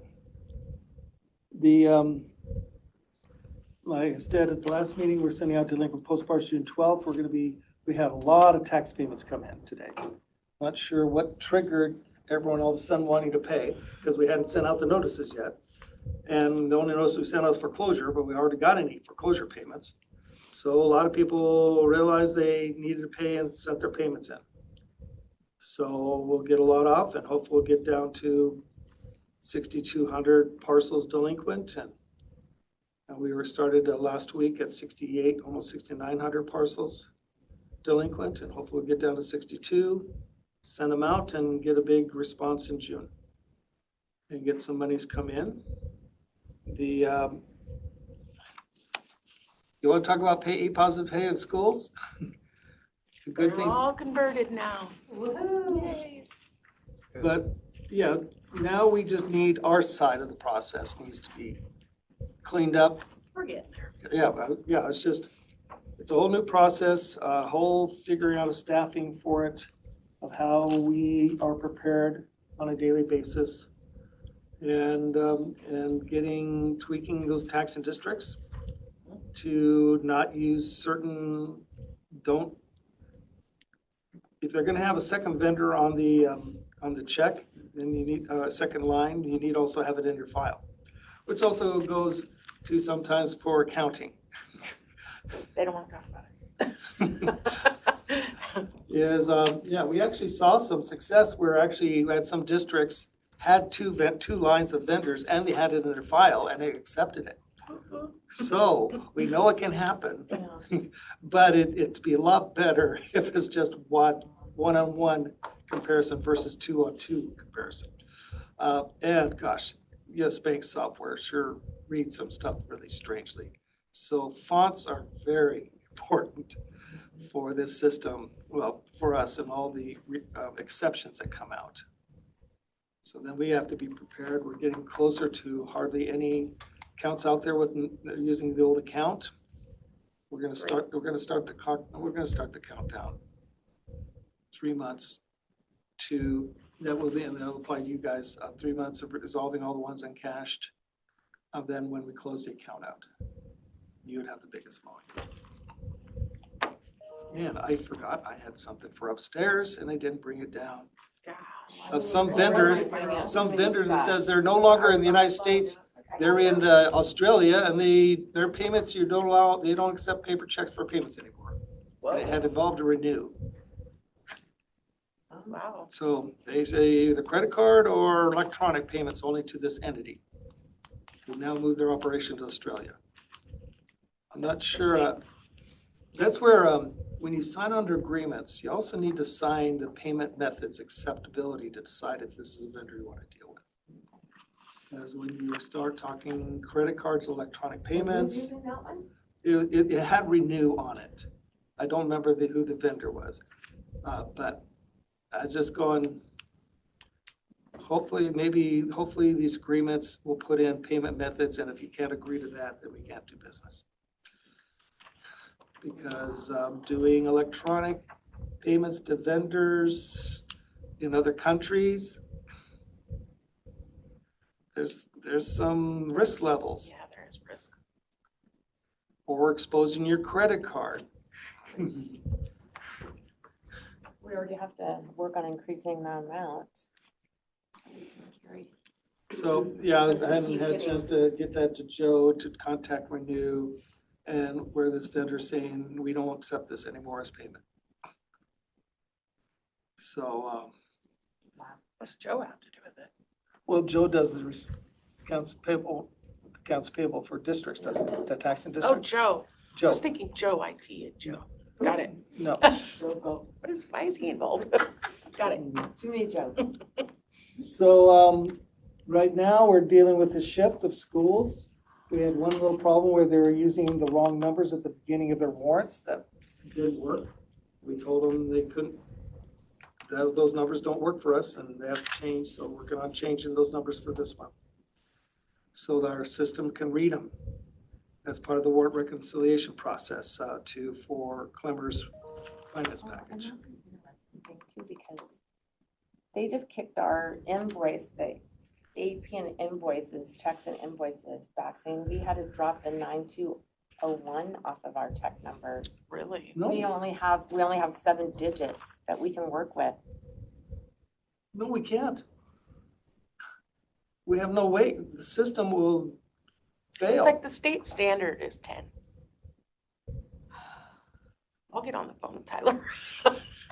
They can't do that. Yeah, that's That kind of just crazy. doesn't- That just destroyed our whole system.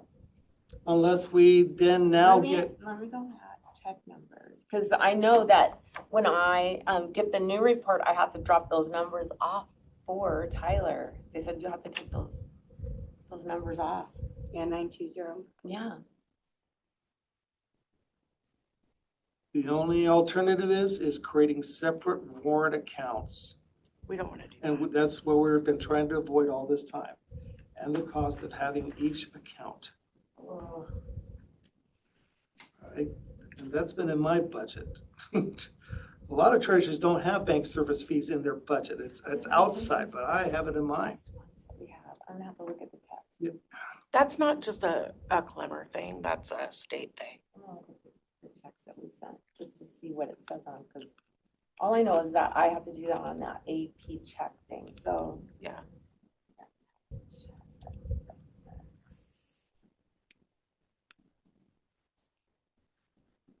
Okay. So it's, I don't have anything else, okay. That's what we talked about. unless you guys have questions or things that you would like to see in the future.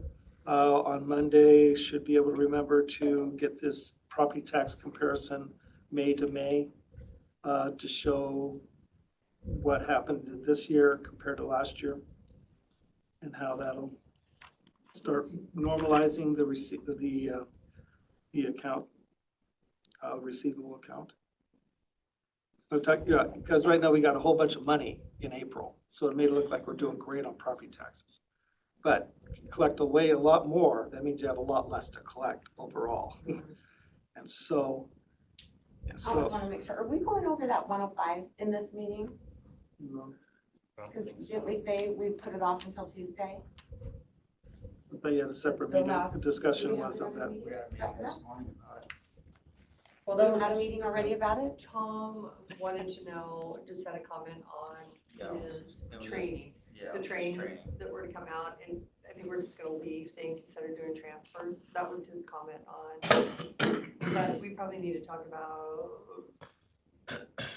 Mandy had processed the transfer that was requested that budget. Oh, yeah, we talked about that last week. And then, so that's why I thought we were gonna have Okay. a little, Might do a refresher. to let us know, To have because in Cindy's order to input back that out, also. we need something that we can attach to it, that we're gonna reverse it out, if that's what you guys decide to do. Yeah, I think we wanted to wait until Cindy was here to wait. Yeah, and that's what we talked about. So I didn't know if it was this It's this meeting. meeting, yeah. It is this meeting? Okay. So we better like Nice memory. get it moving, maybe?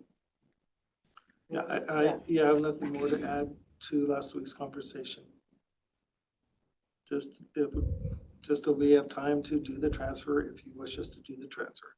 If you wish the transfer to be delayed or reversed, then that would require some language from the commissioners.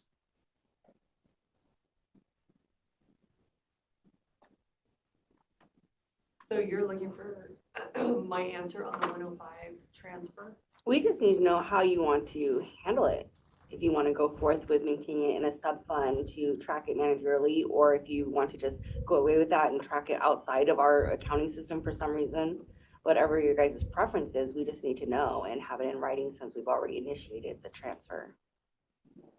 The conversation was Daryl didn't think we should make the transfer based on some of the insurance being increased. If we left it in current expense, it would help that. My concern is we leave it in current expense. Essentially, that money we are trying to put away for changes in salaries from the study is then gone. And then I don't know how we then give those if we were to give them at that time. So, Well, but you can't spend, the department shouldn't overspend. We do have a couple that overspend at the end of the year. If it's in current expense, but everything should be budgeted. You're not supposed to spend more than your budget.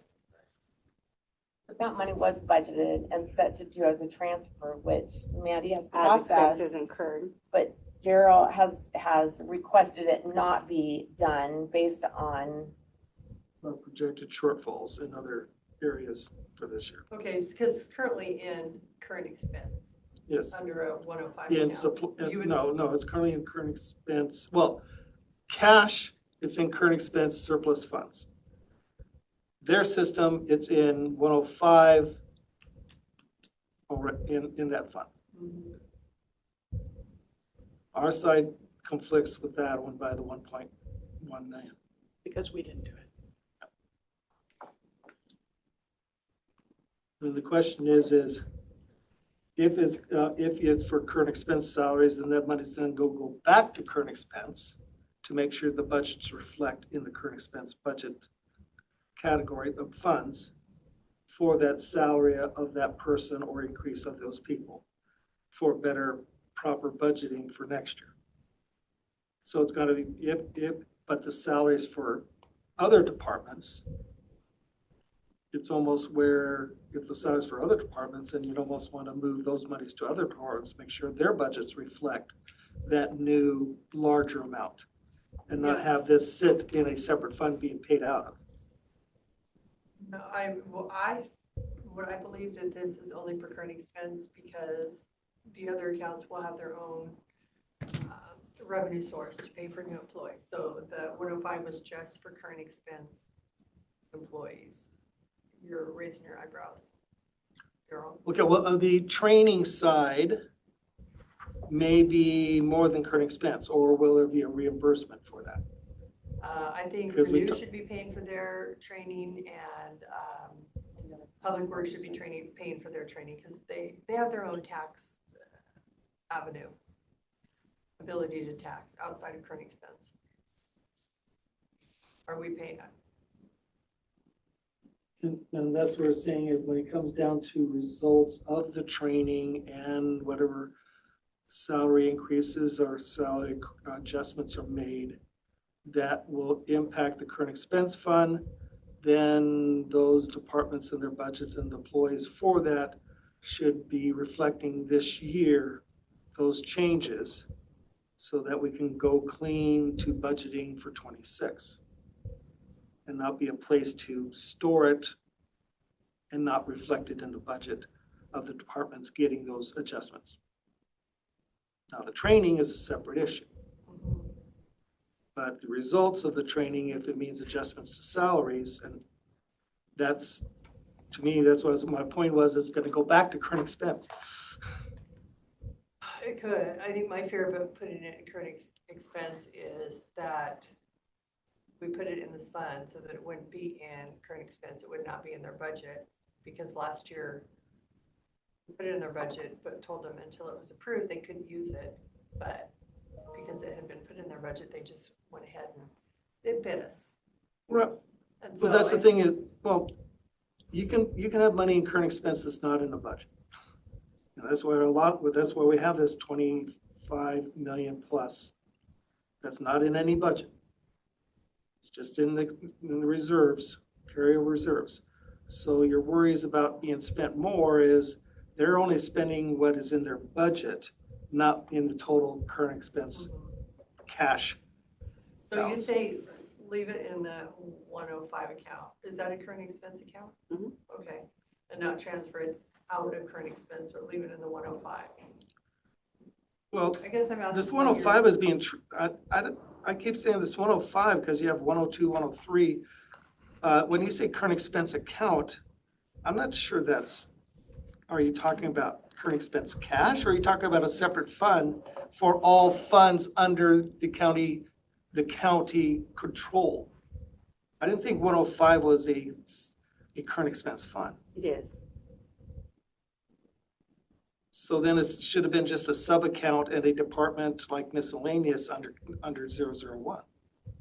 It could have been. It didn't have to be. It could be a sub-fund, as we do with like our,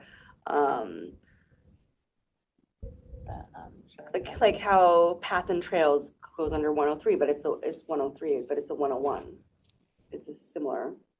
Because county road is 101, and you would say that is a current expense fund. But 103 it's got a separate tracking, but it's technically part of county roads. It just rolls in there for reporting purposes.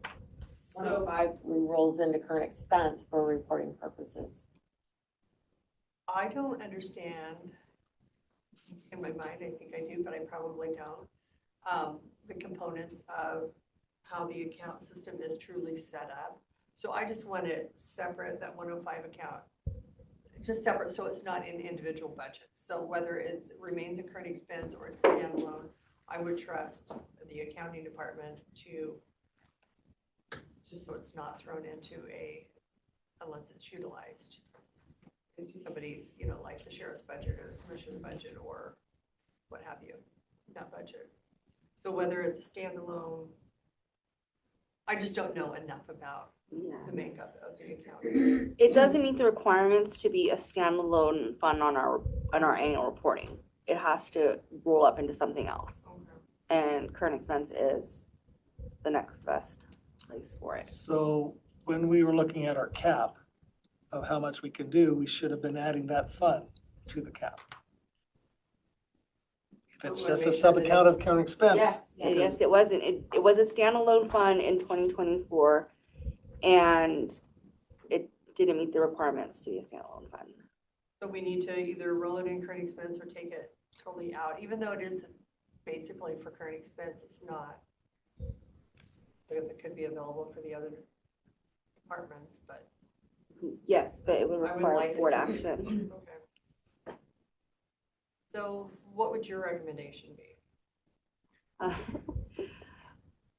Depends on what they want to do. Yeah, it's just whatever your guys' preferred use of it is going to be. If you guys want to continue to have it be a sub pot of money for these increases in training, both of them fine. Keeping it in 105 is the best place to track it and track the future use of it. But if you guys want to go away with that and just to say we're not going to do as we initially intended and roll it all into 10 current expense, that's a fine thing to do as well. It's acceptable. It's just you need to spell it out what your guys' intent Well, I would is. like to leave it in 105, and I don't know how to spell it out so that we're not, so that we are in compliance and it's not, so we're doing it correctly. Yeah, if we leave them 105, then the transfer needs to go forth into 105. I don't know, I think there might be other funds where for Daryl's preferences, he could track it as a current expense. I don't know, I think that'd make it messy for you guys to do that. Is there, can I ask a question? Is there anything else that's commingled with it or is? Not 105, no. Okay. That's separate for employee growth, development fund, and it hasn't had much activity. So right now, it's not that hard to go back and be like, what is it supposed to be for? Right. But if we continue to use it like we've been planning to, then it will get messy. And so having it kept in a sub fund where we can track what we've transferred in and out is the ideal. But maybe next year in budget, when people are asking for new positions and changes that, and they have to go through PMR, is just don't put it in their budget and do a transfer if they get it. That's probably gonna be, I mean, it's a lot of transfers, but I don't know where else. But is that a better way to track it? Yeah. I mean, so that you know where it's going. Other than you're not going to take all of those increases into account when you're trying to set your reserve line. Yeah. So then you're going to probably not approve some of them unless you're just gonna do it. I liked the way we set it aside this year.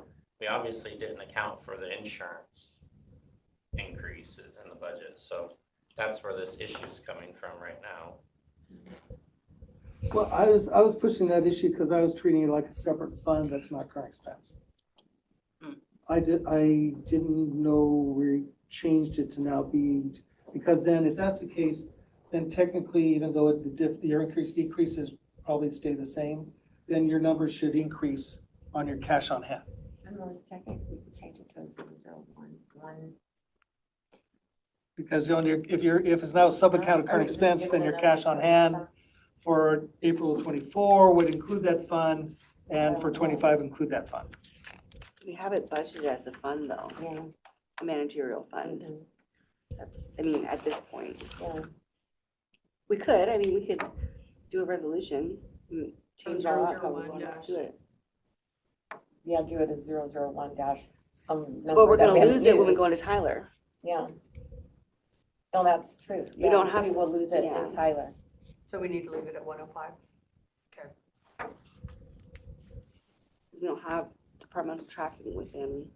Okay, well, if we're gonna lose it, I would like to leave it at 105 so we know what, kind of where we're at with the new positions we set Not just aside. overall fund, so well, funds. So yeah, So I we guess. could put it as a department. And call that basically the same thing.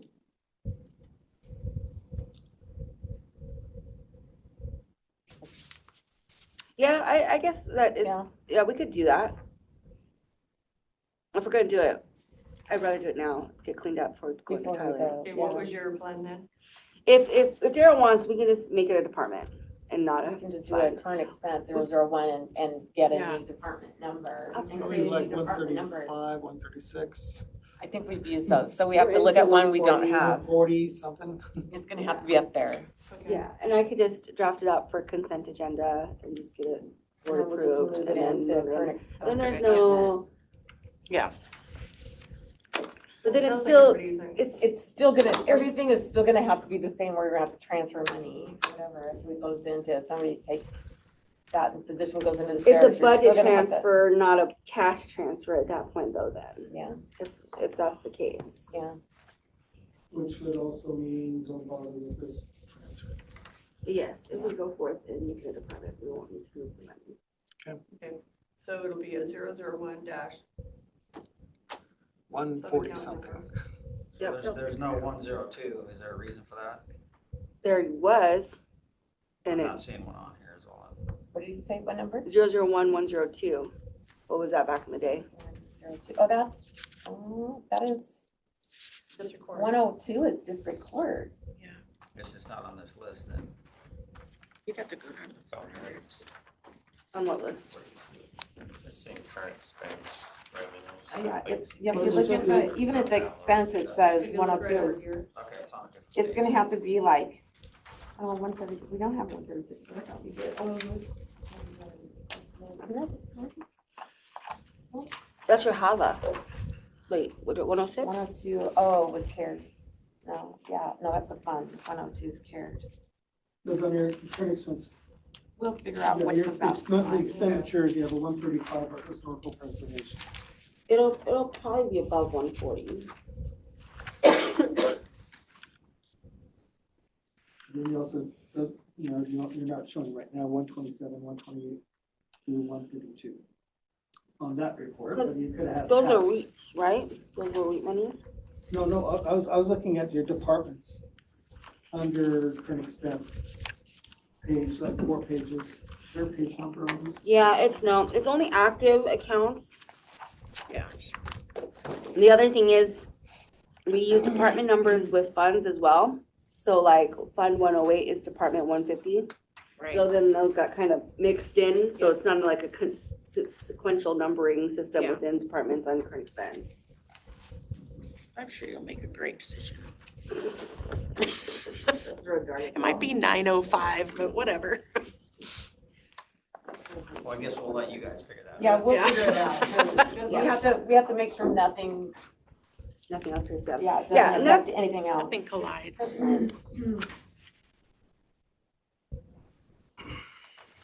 But at least it'll be easily trackable and. Well, yeah, and it won't be an issue for you guys. It's still current expense. Still under the. Which we're kind of getting out of that, but yeah, anywho. Gerald, did you say April had a high number of For property taxes, yeah. compared to last year? Well, 2.4 million more. This seems a lot higher. I know, I don't know. And I looked at this. Well, the difference, the property tax is one thing. It's just one component. The sales tax is higher. Your expenses, the one thing is the total revenues is 24 million, of which property taxes, you have a lot of different revenues coming in this year. You already have the PD privilege tax go into this number. You have, but But that's accurate. Yeah.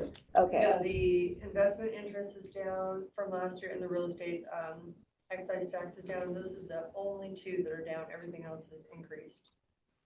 Hey, Daryl, do you know if, is there a way to track how many of these people paid their taxes in full for the year or just the first half? No, I do not know if PACS, I just asked a basic question, how many, trying to figure out, I got my assessment building, haven't done yet to my assessment districts. That's $90,000+ of revenue for the county. And now we have to ask PACS the question, can you give me a count for every taxing district, how many times they are on parcels? And my method may not be easy to do anymore because of limitations of PACS. So I had to lose that 90,000 revenue because I'll have to think of a new methodology or talk to these PAC county and find any who charges them. But so you're asking is a lot of people paid in full. That's why our count right now of delinquents is at we haven't looked, but it's probably at least 6,400. And that's just a delinquent on a parcel, which is 10%. Yeah, that means there's 0 payments made, or that could also mean they paid first half 25, but have delinquents prior. So that's just triggered by multiple things. And so there's a lot of spreadsheets you have to really filter out to try to get that number. It would not be quick and it would not be fun for us to It was just look a at. question. I know. I don't want you to do it. No. And remember, when they don't pay, we get our interest, Right. which is way better than investing. Yeah. So, Was it but we 18%? want to make sure we put an effort out for people to be aware they have delinquent taxes, that they can reduce that by paying. And then that switches to interest, investment interest at a lower rate. Cheryl, I'm just gonna point out your revenue is down. You're at 8.76 since I moved. Are we on department revenue? No, Cindy's moving on. we can stay on that page and discuss that. I'm not sure what page you're on. I don't. I'm on Page 2. Oh, okay. 17,000 compared to 18,000. Could be excise. For you? No, that, What page are you on, Daryl? no, I found your revenue where you see, where it's 17,000, where I've only got 51.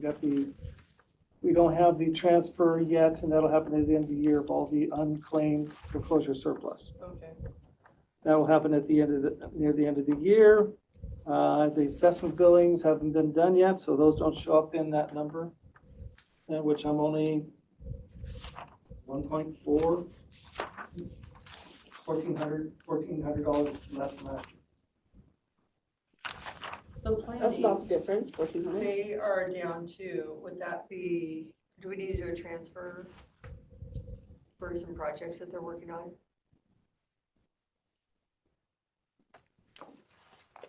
Pull out a budget. I'm looking at the revenue for planning. Isn't it higher? Well, it's $705,000, of which so far they've collected 112 for April. Well, they're 15%. I'm just Yeah, looking I at don't the know the percentage. 705. Right now, they collected more money than a year ago, so they're ahead they're $35,000 ahead, $34,000 ahead of last year's revenues. So Well, I'm just looking at the percentage. I know, it's just, I don't know their cycle. Do they get more building permits mid-year and late year? They don't do, planning does not do building permits. Well, whatever they're No, doing, I whatever they're haven't doing, they're ahead of the game so Transfers far. either. And then it's usually building that Okay, we've so- had to in the past. Well, I'm planning, Not I don't know if planning. we put Yeah, them I in. I think don't they're know. just slow I right now. don't know what planning's fees are, Yeah. how they generate their Well, I revenues. know they have some projects coming, and I'm just wondering if it's just, we have not transferred over. This is April. It's just, I just was asking, it wasn't accused.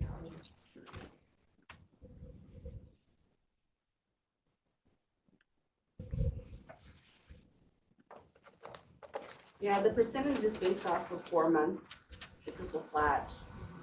So it's not really relevant to each department's particular revenue streams. Yeah. Well, I'm looking at their individual, what they're planning.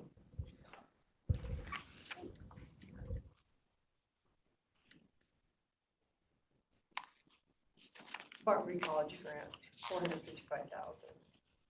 Zoning subdivision fees, 250. Okay. They probably just haven't gotten the grant in.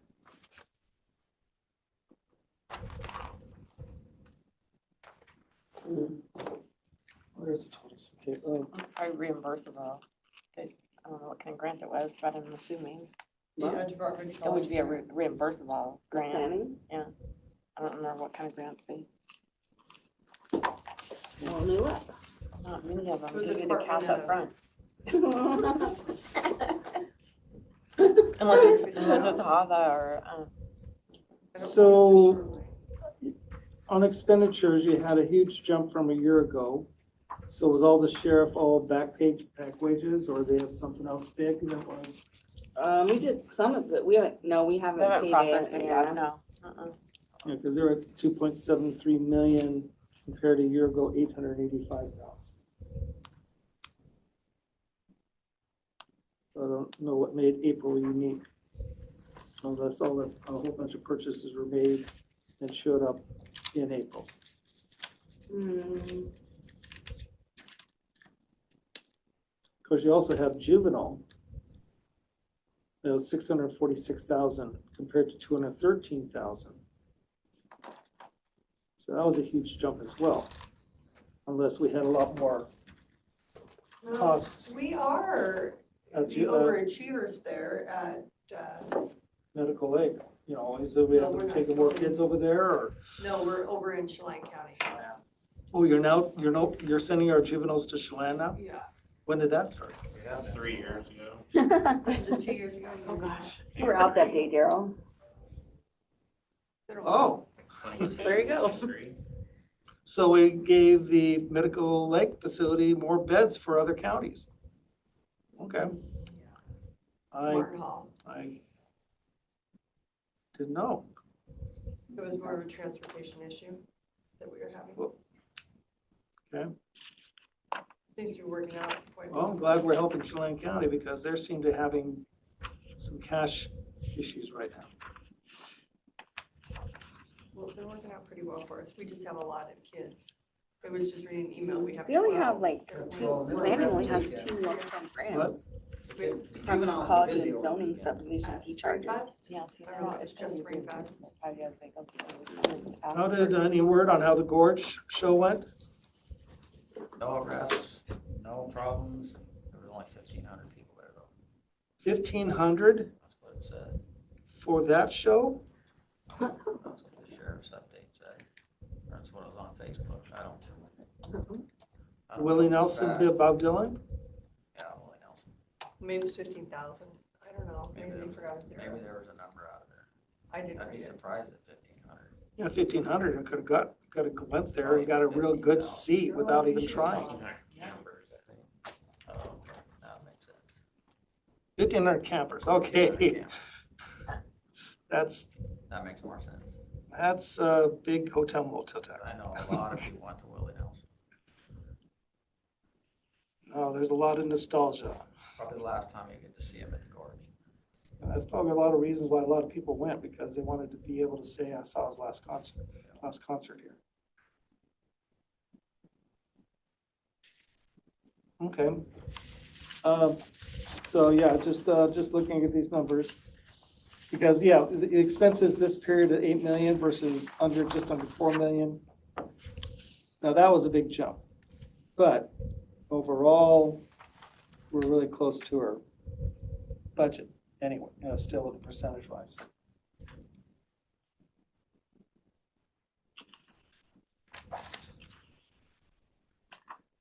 Our spending will peak in May though, because of a lot of grants that end in June 30th. They're gonna be spending it to get reimbursed, so we can expect that to be. Are we sure we're gonna get reimbursed? Should. As far as I know, you know something I don't.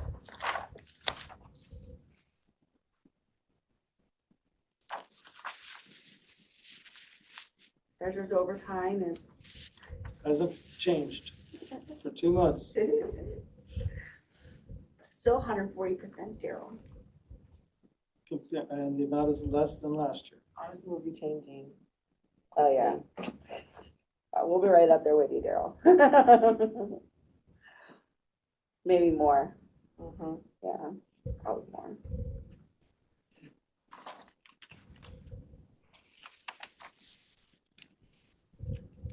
I shouldn't make fun of him. Because ours is gonna be on there. It's not yet though, so I Not have a yet, moment. So I see the yellow buildings turning white. What? The jail. No, I was told it's just the fiberglass or whatever you said that was. I always thought it was the walls yellow. No, it's not even a wall. I don't get that close.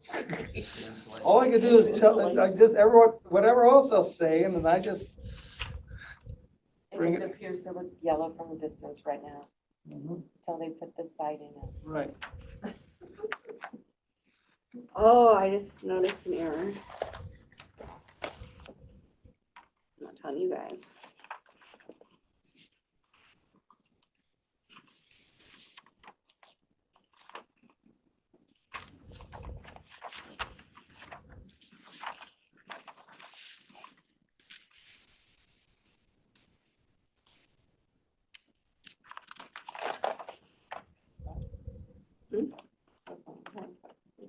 So it's April, we're supposed to be at 33%, but yeah, the problem is anybody who gets property taxes.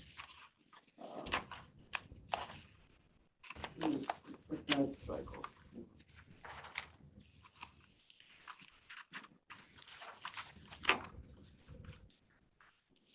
We could get our morgue money, our bond payment, get Yep. deposited, will that be seen May? And the difference went into the interest payment account. So the next interest payment, we'll be moving the difference over to the account to make the next debt payment in June 1st. 2, 3, which, 211? to be honest. Probably. Probably. No, 311, we're transferring to 211. Can't remember. And then it goes from usually 135, or one, Oh, here it is. It was in 313, right? That's the one. yeah, it's in 313. Then you'll transfer to 211 to make the bond Yes. payment. Right. And we put money in 211 for the residual 2,000 something dollars. To then where we don't have to transfer that 2,000 when we clear it out in June.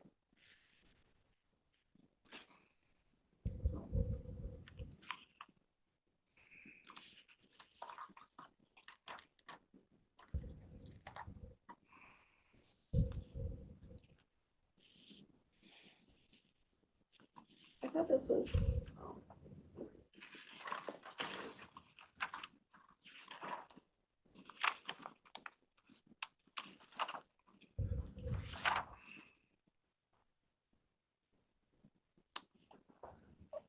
I didn't add is that our postcards will be, when we send out our postcards, we'll be putting a $5 fee per parcel. All those costs will come out of treasurer's O&M and not out of current expense. So for any delinquency, it will come out as a foreclosure avoidance fee. For avoidance fee out of the treasurer's O&M fund. So the treasurer's O&M fund is budgeted higher, so we'll actually have, that they put the cost in, but we're not incurring the cost, incurring expense for these delinquent statements. I gotta go back.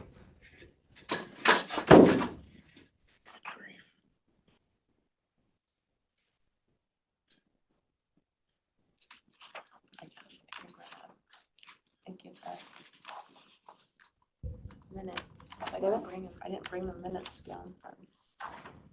Since we went to the bathroom, I'll go grab. You know what I think would be really cool? What? Those newbies coming in. And I don't know, maybe Michelle would know, but like the inception of all of these funds, like, you know, because they're for something. Do you guys have that information? What you Like want, when you they want the were- resolution for every single fund? Ooh, well, not resolution, but like, you know, access to, are they out there? What do you mean, yeah? Oh, so I Yeah. could just go look them up and Yeah, that'd be nifty. yeah. I actually have a legend too for all the funds Ooh, that I had created for myself. you know, in my spare time. Yeah. No, I can get you I just that. think it's interesting. Well, you're a nerd. Because, you know, I mean, you think you know what it's for, but unless you're directly involved with it, you wouldn't Yeah, know. it's hard to feel it, yeah. I understand. Yeah, I can get that for you if you really wanna. If you really just wanna look, you can search them on Yeah. the The BOC. the BOCC. Yeah. Yeah, they're all on there. You have to know what you're looking for, but I think we've compiled them for an accounting and drive too, for each Oh. fund. So. That's cool. I think, because I've had to do some digging on some funds for that. So like, we changed this fund to this fund recently. So Oh, it's got the old name on there. right. It's like this one, this renew, like, is that for their, Computers. software? Mhm. Mm. I don't know if it's, it may be both, but I think computer repair or replacement, computer replacement. program. Oh. So, they put in like a same amount every year and so they can buy. Oh, things. okay. So like. Is Gerald locked out? So like, they're kind of the same things. He's locked out. Gerald, I see that you are over on your overtime. You have a $15,000 budget, I'm just calling this out, and you've spent $21,000 today. And that would have been seen to you 2 months ago. Was that bad 2 months ago? I know I keep on bringing it up. Just FYI, the sheriff's budget, he's got 580,000 budgeted for overtime, he's at 270,000. 46%. You know, it's interesting that it's, because we kind of went back and forth on what to do for overtime for the sheriffs, and he was like, well, I'm gonna have my overtime. overtime is, well, you can budget what you want it to be. But my understanding was previously, they didn't budget a lot there and they just would go over and over and over. And so this was like the first year we had like a real Well, we have in gauge. budget, yeah, I mean, we, And I think before it was only at like 260 or when it goes 300,000. over. For a but year? Yeah. For a long What's the time. purpose of a budget if you're not gonna follow it? No, I understand. But I'm wondering if maybe putting that number has made him be a little bit more lethal with it. Because it's so high so quickly in the year. We haven't even started this summer. And I can't think of anything significant. Like, we haven't had Live Nation concerts. Well, the Citizen Lake ordeal. What are you talking Oh, about? the Soap Lake, What happened there? we're covering, for Soap Lake. Oh, because they don't have a, But that's but they should be paying us for members. that. They do. They should have a contract with that. But Yeah, if they we, pay us. Well, they pay the sheriff's I'm department just for that. saying, we're pretty high.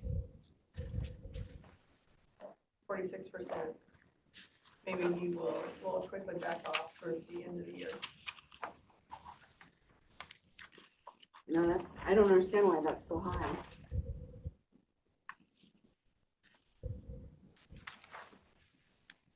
Does the sheriff get this report or? The same as, we disseminate it to like the department head email addresses, whether or not he. Well, maybe I'll shoot him a quick little email, let her know, 'cause sometimes when people are over budget, that's what we used to do. And I've already addressed Daryl. No, well, we were less than last year. Our reason is we were spent a lot more time this time trying to be giving the and report information much earlier than last year. So we did that, speeding up that process to get it to them, for them to have a lot more time than what they've been usually given from us. That was the results. And we greatly appreciate that. That is overtime well spent. We had to we're trying to get caught up because we're working on our transition. When we're gone, all these things we're doing to try to catch up, just like. Do I have to Friday? I can tell Friday. Okay. Yeah, that's it. Okay. Friday, it has to be Friday. And when we gave the information regarding the annual report, that's the time all over town stopped. Everything else is now just whenever we can get things done.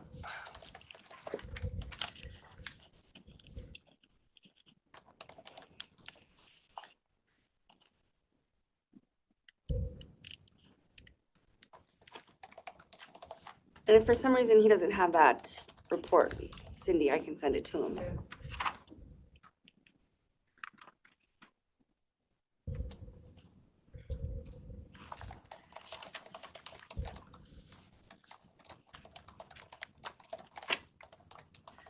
All in all, April is looking as expected. Higher revenues than before, which is nice. Hopefully that can continue. Yes, well, unfortunately, the property tax side of it was, that's what this thing is. Property taxes were a huge increase compared to a year ago. And I'm expecting a huge drop compared to a year ago for May. Because if you're posting, we were all done posting all mail on May 3rd. Which meant all the processing of this special machine you approved in the capital outlay. All these things, all of us having to understand, Carrie was in charge of that project, of figuring out the best flow. And now Carrie has trained others so that during the busy times, we have a process to post payments very quickly, deposit checks. And of course, the results of depositing checks faster is a lot more NSFs. As we learn. You know, it's just, people are expecting, or. I got a month till the treasurer processes my check. Right, I know, it's just, there was Anymore. delays in the past, where we couldn't do mail that fast. Now, we're Now they doing know mail really better. fast.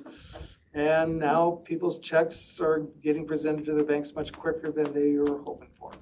And now not only do they have extra interest, they have NSF fees. Yes. along with it. Mhm. Yep. So those are the results. So we, that changeover took a lot of time by Carrie to resolve going back and forth. Oh, did I sign the wrong one? No, but did we officially Oh, kind no, of we do did, that? okay. All we have to Go do, we back to talked the about treasurer's everything already. meeting. We have you've seen the minutes. Do I have a motion to approve the minutes for March? So moved. Do we have a motion? I have a second. All those in favor say aye. Aye, aye. Okay, minutes have been approved. Treasurer's meeting, June 24th. Okay, that's in the morning. Okay. I'm actually going to Seattle with my daughter in the afternoon to go watch a WNBA game of Seattle versus Indiana. Oh. So hopefully Caitlin is healed by then for that game. That's cool. So, Did you need to cancel the meeting, Daryl? no, I leave in the afternoon Oh, you for leave in the Seattle. The afternoon. game's at night, on a Tuesday night at 7:30. Oh, fun. Oh, no, you're not gonna come in till like 11 the next day. We'll see who drives home. I'll go to sleep. Are you gonna drive home after the game? Or are you gonna stay and come home in the morning? You should probably No. stay. Hotels don't have recliners. So where would I sleep? On something that would just make me more Sleep in the so? car. Yeah. She can drive, you can recline and sleep on the And that's what I said. She's driving, yeah, I'm sleeping in the reclined part of the car. So many rules. All right, so how did the attendance look at Spring Festival? It was good. It was good. Maybe down a little bit. So that one vendor issue, did that get resolved? Yes. Spring Fest, there was a vendor issue. Pretty much. Yeah. That's a big time issue. I don't know how it ended up, but that was a serious issue. It was a big issue. Mhm. John or Joy and Oh, Suzanne. man. I think it was fixed. Okay. I mean, I went, it was resolved. Okay, we done? Okay. Okay, thank you very much for your We'll go to time. recess until 1 p.m. Camera down there. Good morning, it's 1 p.m. and we are here with Kim Allen for a clerk's office update. Welcome back. Thanks. I made it on time for my new time. Nice work. I was proud of myself. Post lunch. Yeah. It's like, oh shoot. Why is my watch reminding me to go somewhere? I really have nothing. But I like that we're every other week now, and so, yeah. So I can think of nothing. Well, that's all right. You're here, you have an opportunity. That's right. It's all about the opportunity. I like that. You guys have a good weekend? Busy, yeah. Yeah, got plenty of sun. Yeah, as I say, there's a little bit of I pink do not have tinge sun. to the two of you. Yeah, no, I was in a tractor. I was not out in the sun. I had to get out. I had to get in and out of my tractor multiple times. What season is it for farmers?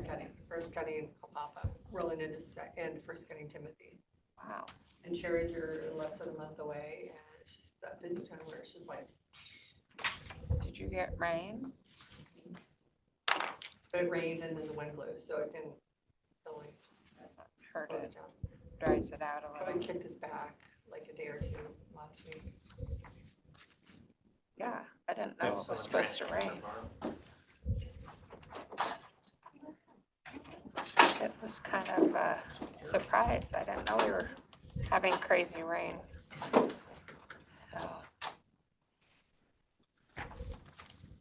How was your weekend? Good.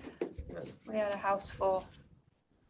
All the grandkids, all the kids, all the grandkids, all the parents, except for one that was homesick. And yeah, it was a revolving door.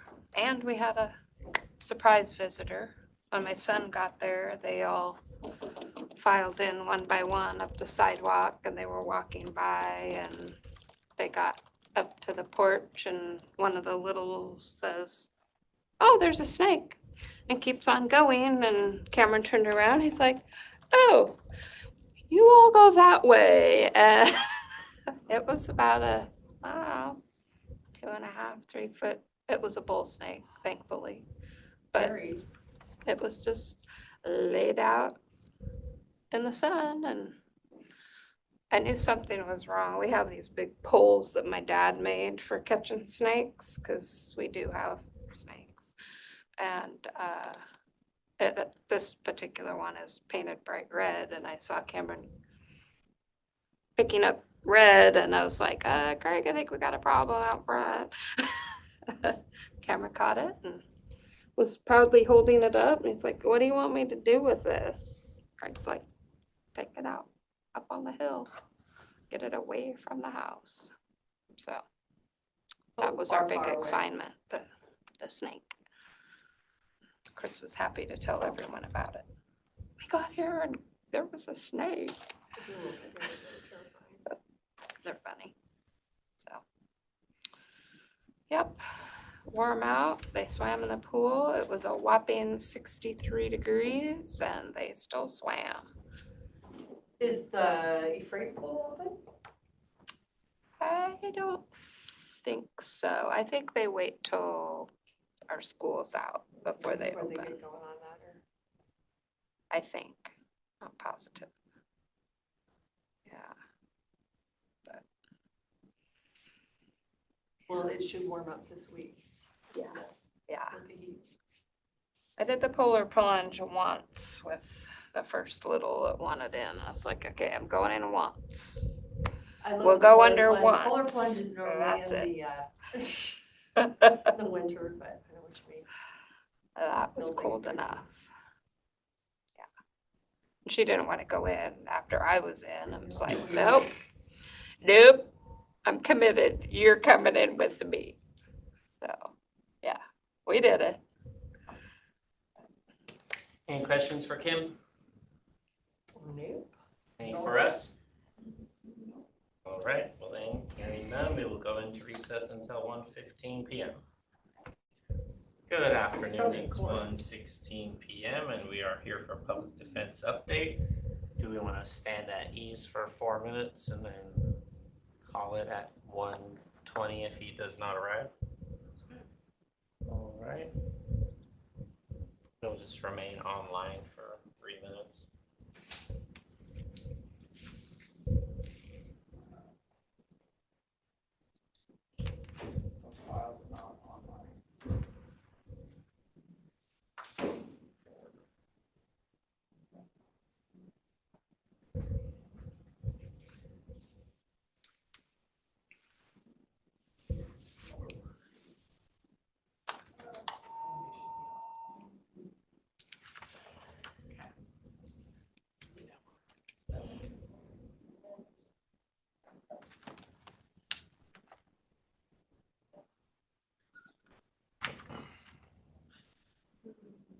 Were there any discussion items on the consent agenda review today?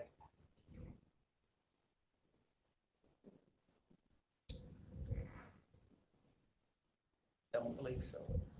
I think everything went pretty good. I don't have any questions on any of them. Got the 2 walk-on items. What are those? They're up there now. Do you remember that?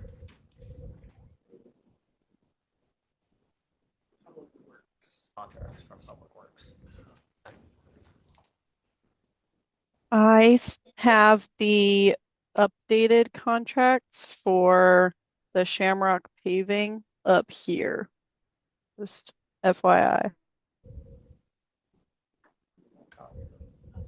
I see that for just a second? Is there another updated one? These.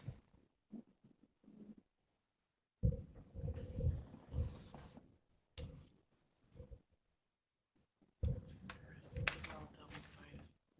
I think we just got in the mail the originals of these copies. Oh. So they're all upstairs, so you won't be signing these per se ones, not the other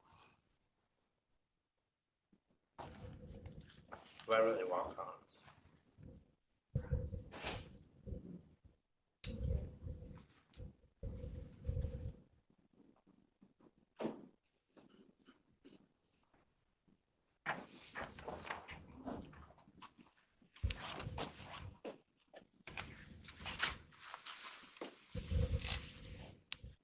Are you here for the public defense update?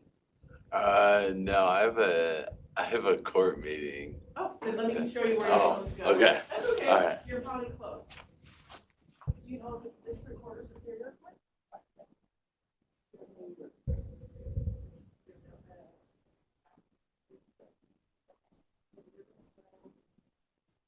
Okay, it is 1:20 PM and we will go into recess until 1:30 when we are back with prosecuting attorney's office update. Good afternoon, it is 1:30 and we are here for a prosecuting attorney office update with Barbara Dorbeck. Hello. Hello. So the Gray case, which was the dog bite case, reached a verdict. The jury evaluated the county 55% at fault with $2 million in damages, but Rebecca was present for much of the trial and she said there was an issue with the judge refusing to let in evidence that one of the dogs had been released by court order in 2019. So we're evaluating if we should appeal or not and talking that over with Clear Risk. So that decision's pending. They had offered $5 million in settlement negotiations. So it's doubtful they would go under $1 million. So we're looking at options. And the other issue is regarding the subcontract with the photographer. Most of what they're requesting is not an issue, but they do really want to limit what the county can do with the photos. And given the fact that the photos would just be circulating among county employees and the size of the county, I have concerns there. And so I would like to go out to WAPA to get other prosecutors' opinions on generally how they handle that. Is that an issue they tend to push? Have they seen issues with that arise later in litigation? But I'd need your permission to do that. So I'm seeking the board's approval to do that. Yes. Okay, I'm seeing lots of hands. Yeah, sounds good to me. Okay, that's all I have. Do you have any questions for me? No, I don't at this moment. Okay. If I can just, I won't bring it up later, we got a records request and it involves the commissioners. I want to let the commissioners know too, your office. It's regarding the prosecuting attorney Garth Dano and his replacement Kevin McCrae. Mhm. So the person is asking for any records that the three of you have regarding that process. So if you have any files, they're gonna go through your emails. I'll go through the minutes because we had meetings regarding it in the interview. They want to know if the commissioners had any involvement in the Republican Party's officials regarding Garth Dano's performance, conduct, and issues. So if you have anything related to that, and then any communication between the three commissioners and the Republican Party regarding the replacement of Garth Dano. So if you, they'll go through all your emails. I know That's you fine. weren't here, but if you have anything upstairs or something. They're welcome to go through mine. They're gonna go through them It's anyways, from so. 2021 is when that happened. Yeah, we were brand new. I don't even, the process was odd. And it was odder. It's odder now looking back on it for me than it was even then. So. Yeah, that 'Cause I've request learned got a sent lot. to everybody. So. You happen to have anything, Cindy, Rob, from back then? Nothing. I always actually pretty removed even from the Republican Party, which I do believe Danny had some connection with the Republican Party during that, so he would probably be the one that would have the most information. Also get his emails for sure, so. Yeah. Okay, just wanna let you know that it's going around right now. It's quite a large request. Okay, thank you. So it was basically the appointment of Kevin McCrae and any Disciplinary, regarding Gargano. And any communications, documents regarding personnel issues, disputes involving the commissioners and the Republican Party, any politicians, any materials you may have received, communications. Pretty broad. So they're asking for all disciplinary or just concerning Garth? Just Garth. Okay, so like.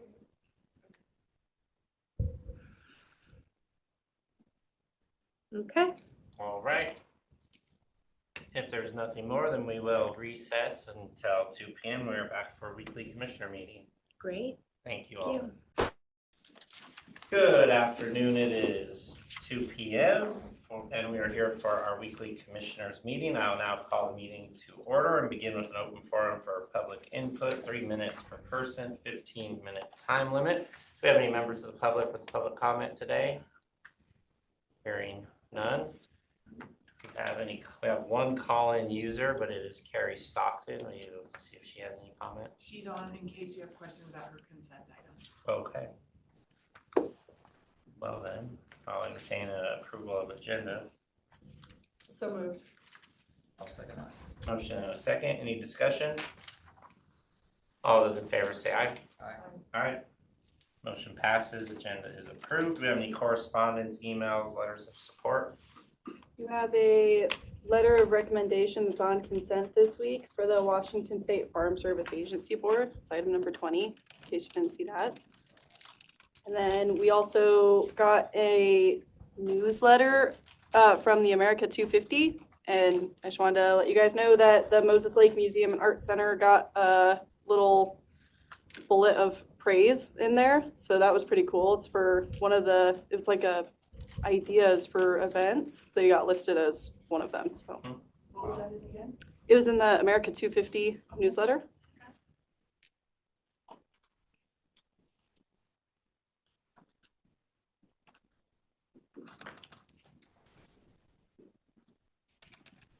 Was the letter from Warden, did they need a support letter from us?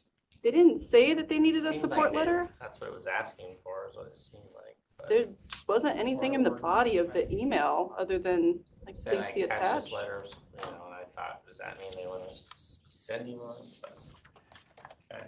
I think they were just notifying us.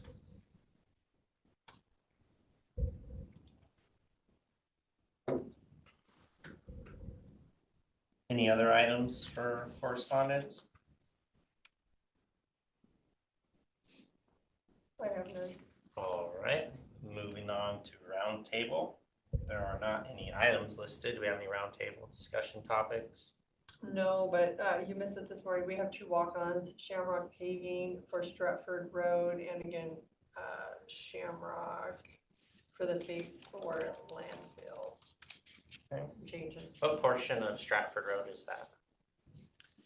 Road 20 north to the railroad tracks. Okay. In a big box truck, you get to bouncing down that baby. Yeah, that's gonna be started on, we're gonna do it in conjunction with this paving job.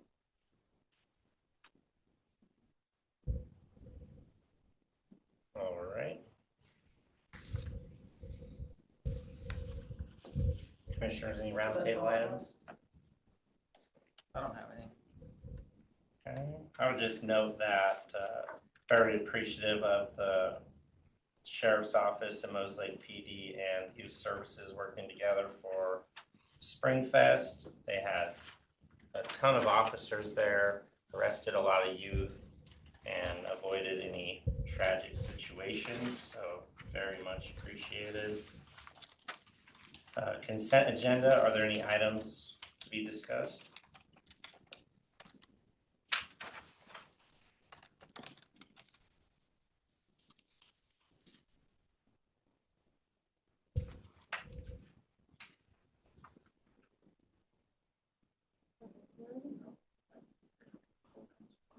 right, well then, I will move on and entertain a motion. Mr. Chair, I move that we approve the consent agenda items 1 through. I have to make sure I don't mess it up. 1 through 23. Motion and a second, any discussion? All those in favor say aye. Aye. Aye, motion passes to approve consent agenda items 1 through 23. We have the 2 walk-on items. Mr. Chair, I move that we approve the 2 walk-ons that Public Works submitted. One will be the Shamrock paving project on Stratford, and the other is for the Phase 4 landfill project, also from Shamrock. I'll second that. Motion and a second, any discussion? All those in favor say aye. Aye. Aye, motion passes for the 2 walk-on items as stated by Commissioner Carter. And now we can sign.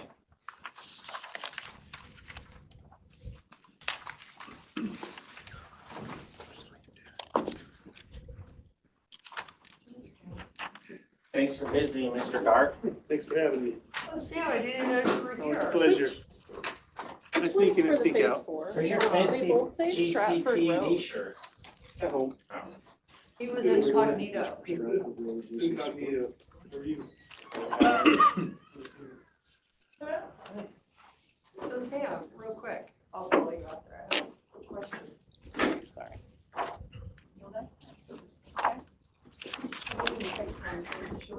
Are you working on the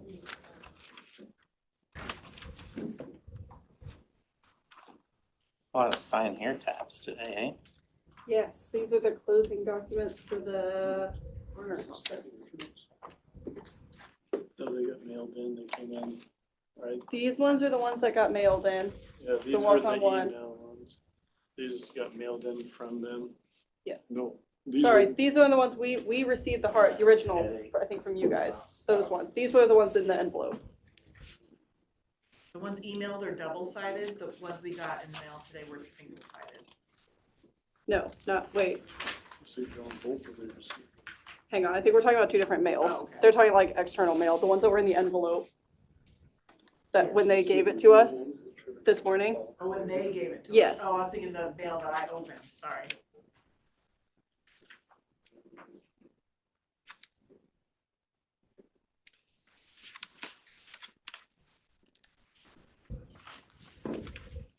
Your hands stretched out. Like buying a house. Same thing. Yeah.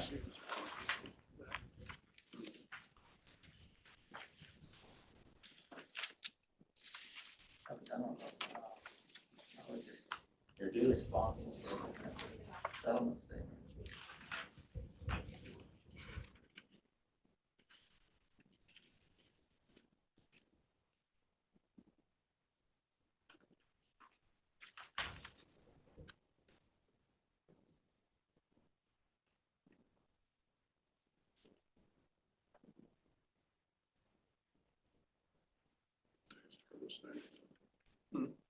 Sorry to say. These are the originals that they sent in. And then they asked for the changes.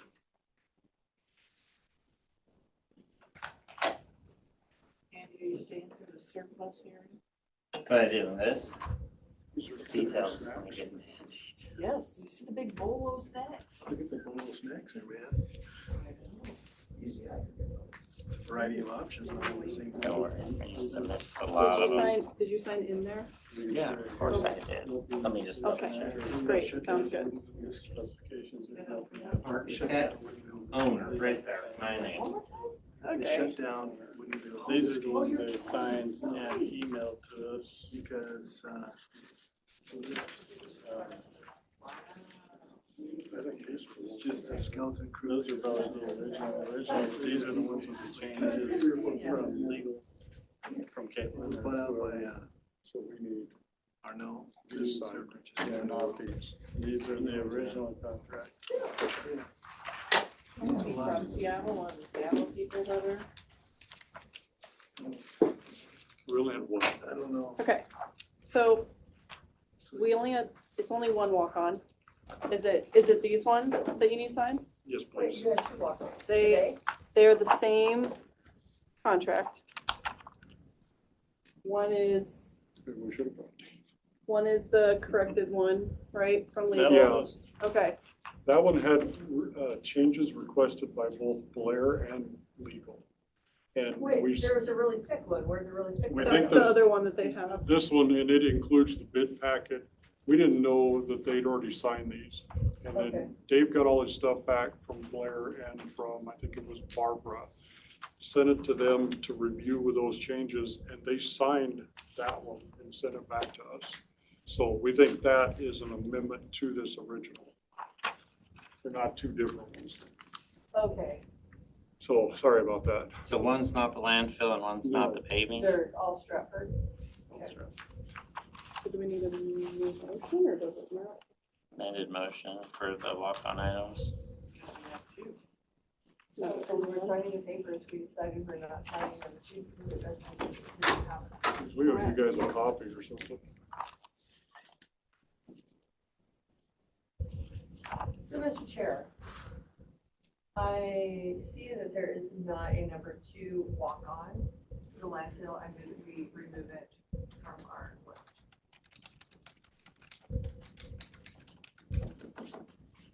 You wait for me to second that? Motion and a second. Any discussion? Hearing none. All those in favor say aye. Aye. Motion passes to amend the walk-on items as stated by Commissioner Carter. Yes, those are the closing documents for the corner property. Well, Barb, that was pretty good though. We haven't had that issue for quite a while. So basically, we're on that side, okay? There's a few of them where all three of you guys signed.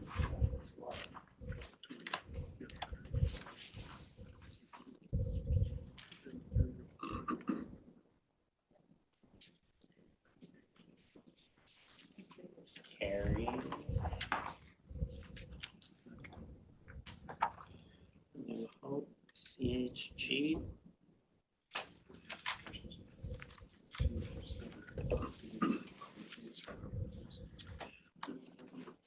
Hope Source, CHG.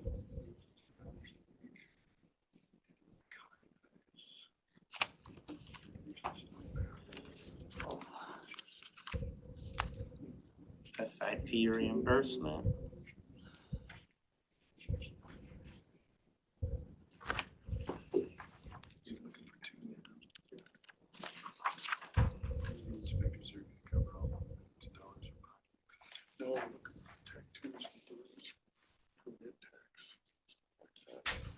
SIP reimbursement.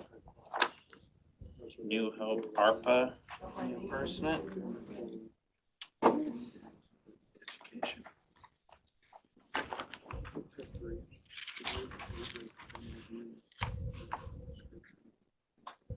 ARPA Big Bend reimbursement.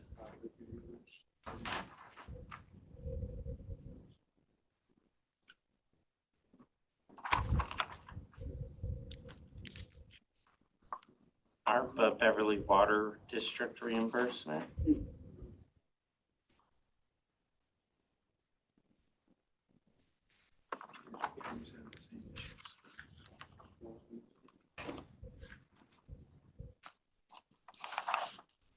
Fun Time Vacations liquor license.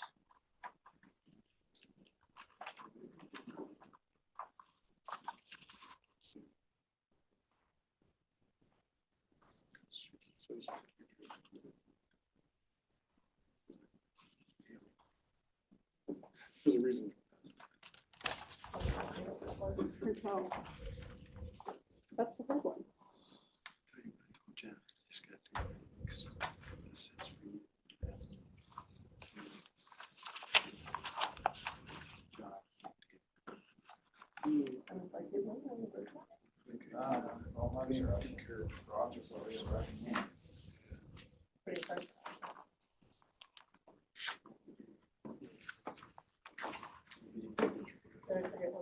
It's so little, it's, so up here, right here, I need yours. I think there's another one, I'll find it. I did sign that one. Okay. But I gotta make sure, yeah, I probably. Oh, didn't sign yeah. it. Public Works while you're here. Which one did I miss? It's that Between one. Highway top. 26 and Oh. I-90. The PUD has asked if the county would give up 5 feet of our right of way on Beverly Brook Road for a power line. Transmission lines. What's additional 5 feet outside? It's an help avoid them having to go through private property and the problems that they're having with eminent domain, trying to take people's property. It would make the process a lot faster, and we could get power plenty quicker.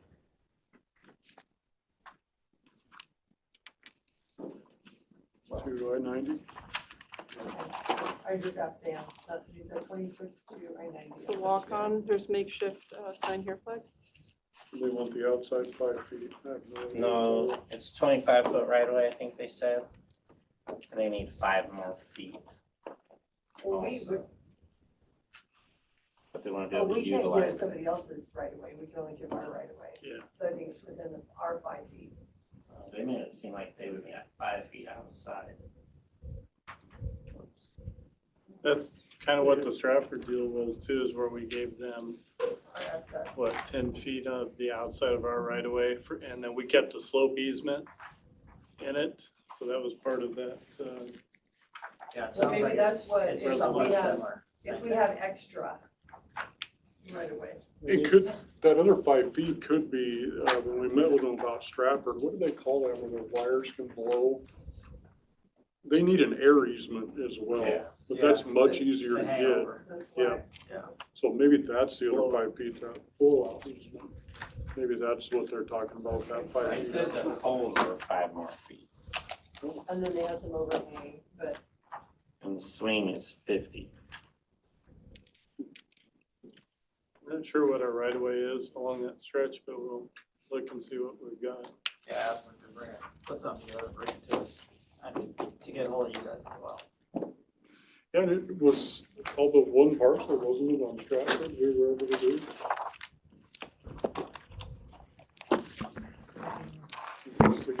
Sixty feet. Huh? 60 feet. Will it? Where is this again? I feel like I know I'm gonna eat tonight. Let's talk Yeah, about 26 to I-90. maybe some peanuts. It would feel good. Through there. I think I did. Hills, I think it's close to 100 feet in that okay, stretch for just some got reason. caught up. Dealing with the water running down that hill and stuff, I feel like we got. Oh, yeah. I don't know if it's Okay. 60 or 80 or what it is. But I feel like that stretch of the hill was close to I'll 100. put the flags there and everybody's upset. And I do put the flags there and they make fun of the flags. He said there was different.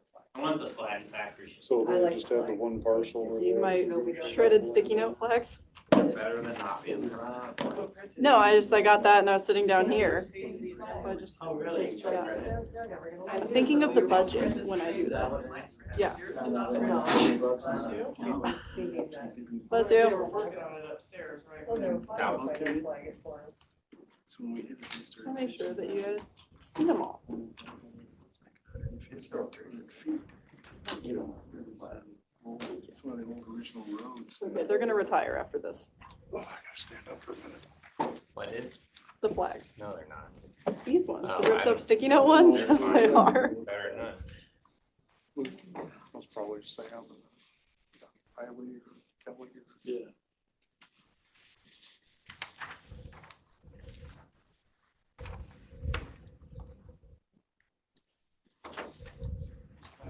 Just a little garden this year. I'm gonna be careful when we go to Florida by our. It happened like last 3 years ago. Okay, our Tuesday, May 27th consent agenda will be finalizing at 2:19 PM. We'll be in recess until 3 PM. when we were back for an open records public hearing for public works surplus of vehicles, and then a meeting following that for public works personnel discussion. Good afternoon. It is Tuesday, May 27th, 3 p.m., and we are here for an open record public hearing to consider a request from Public Works to declare surplus of specific county-owned assets and ordering the sale thereof for vehicles primarily. To give us an overview, we have John Spees, Public Works Fleet Manager. Good afternoon. We have first on the list, 33, 2014, that was Ford F-150, that was Public Works Engineering.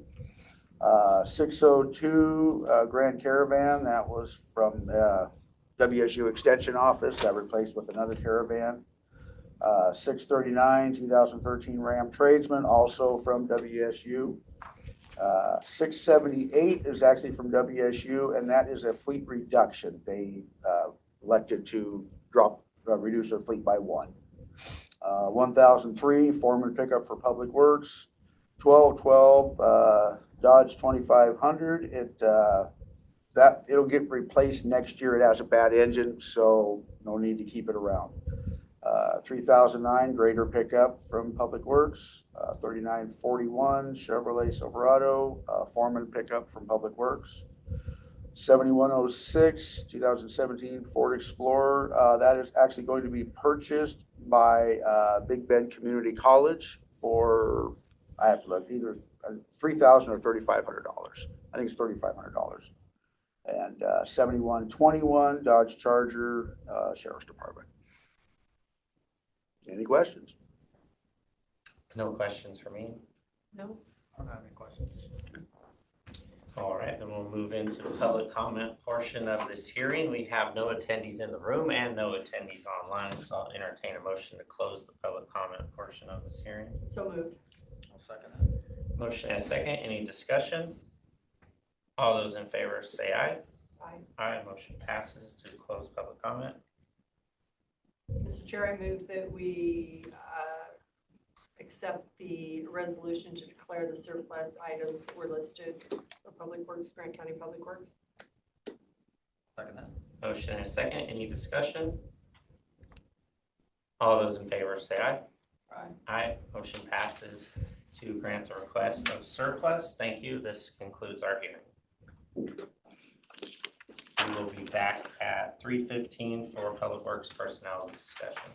Should be remote. Good afternoon. It's 3:15 p.m. and we are here for a Public Works personnel discussion. You've heard? Yeah. iPhone user is Decorah Anderson Cook. Promoted, I'm just waiting for her to accept. We're gonna get the spam screen in a second, so close your eyes.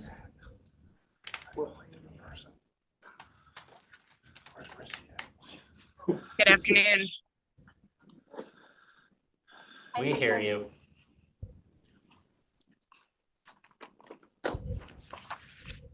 Good afternoon. Who will be leading this discussion? Should it be us? Okay. So last week you guys brought another org chart, which as Kevin and I discussed, and he wasn't here, but and you weren't here through all of these org chart changes, updates, but man, there's been a lot of them. So I feel like it's only fair to tell you that there's been a lot of them. And sometimes HR doesn't even know about the changes. So just to kind of go over the plan that you guys have on some of these changes, and then just hope that we can stick with it for 1 year maybe. Because there for a while it was like update every couple of weeks. Seemed like probably wasn't. But. So what was the big change? Changing office engineer now to assistant engineer. I think that was where the. No, we still had the assistant county engineer. Yeah, the position. Yes. We could not fill it. We had a great candidate in-house who couldn't take it because of nepotism. What So- makes that different today, though? Because he's still He's acting not as an a employee. contracted employee. Yeah, he's basically a contracted employee. He is not our employee. He's the city of. So when it was make her an office manager, did that ever, office engineer, did that ever happen? What was her position before or currently? Associate engineer. That's being turned into the development and stormwater engineer, which was part of moving positions down to planning, so our customers could have a one-stop shop. Okay. So just being on the same page is Yeah, kind of no, I what agree. what I think we need. Yeah, and from the last meeting, I just want to reiterate that the board is supportive of you and John's taking over the department and restructuring as you guys deem fit. Yeah. But it's just a lot of changes, and then the org chart keeps changing, and then it was final at one point, and then it, so just, I guess, getting on the same page about what expectations are. Jonathan and I had a conversation earlier today about what is the board exactly looking for when making these changes. Obviously, PMRT is a process that you guys have to go through, but you know, giving you the autonomy to create positions and or move, restructure, but in a way that doesn't feel like we're doing it all the time, because it is very time consuming for everybody to recruit and to change the position and to do all of the things. So just getting on the same page about what your guys' vision is. Are there going to be more in the future, so that the board is kind of preemptive about those things and then can ask questions as they come up? Well, and I completely agree. There was, on the org chart that we have that's signed right now, there was some stuff done that I would not do. There was, well, if we have this person in this role, they're really good at this, so we should have them answer to that. That isn't the way you should set things up. So that was a mistake on the last one.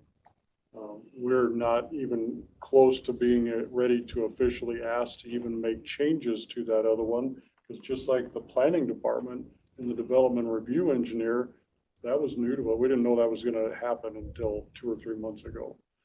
It's a great idea, but that requires a modification. And I do want to fix some of the things in the other org chart that I feel like were a mistake, but I'm not ready to do that yet, because I want to let some of these other planning issues, things like that, I want as much of that to shake out of the weeds before we actually officially move to amend our org chart.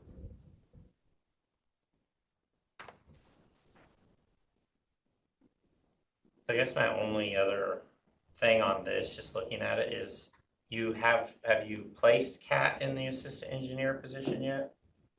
No, we haven't been able to open it. She's been doing it as on a out of class basis. And will that be a advertised open position? Yep.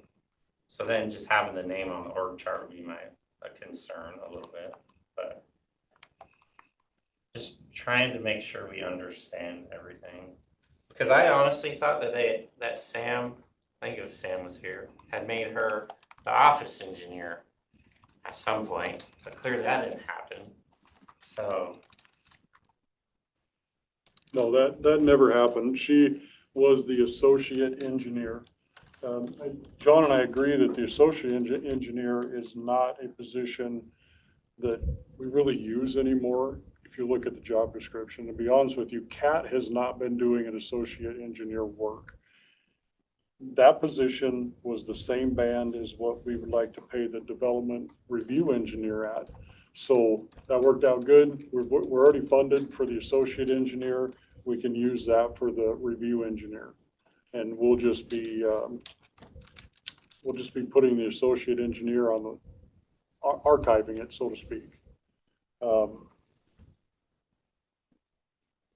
Because finding out about this planning move after the budget year had started, of course, we did not budget for a development review engineer, but we can use the associate engineer money.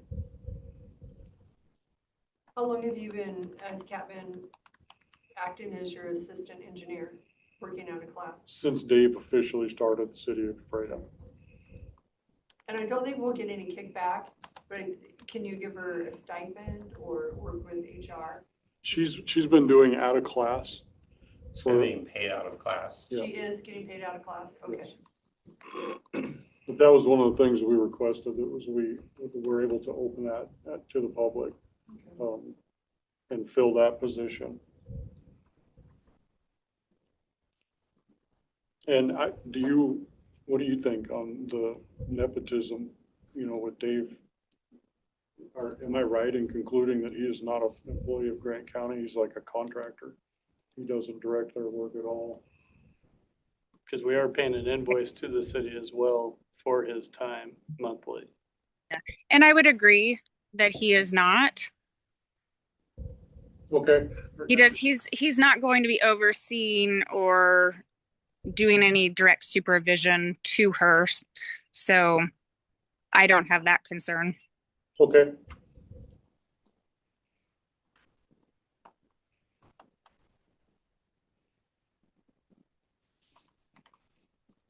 And in this change, remind me if I'm correct, but she will not be supervising, or this position would not be supervising, correct? Right. Okay.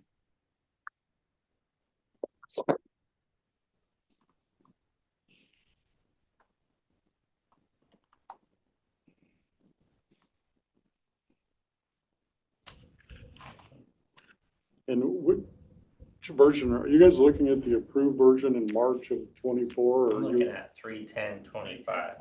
Okay.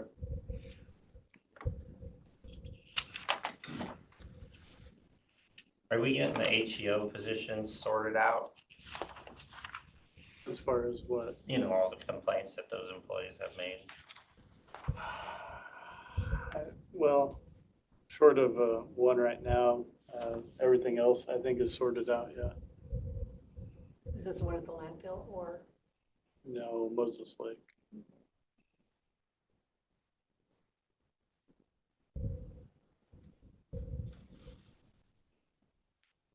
We've got a lot more people going through the program, doing what needs to happen to advance, and so I think everybody's finally accepted it and deciding whether they want to move on with it or not. So when you look at this chart, it has like District 1. Is the gray just representing something else? Yeah, I think Like fleet manager, diesel. ER&R. Okay. Gray is ER&R. The orange is 101.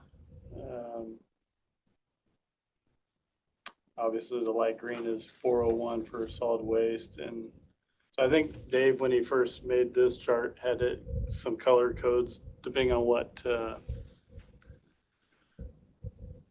they're being paid out of, what fund. Because there's another one where he's got them split by percentages and everything else. There's multiple charts that we've had to sort through.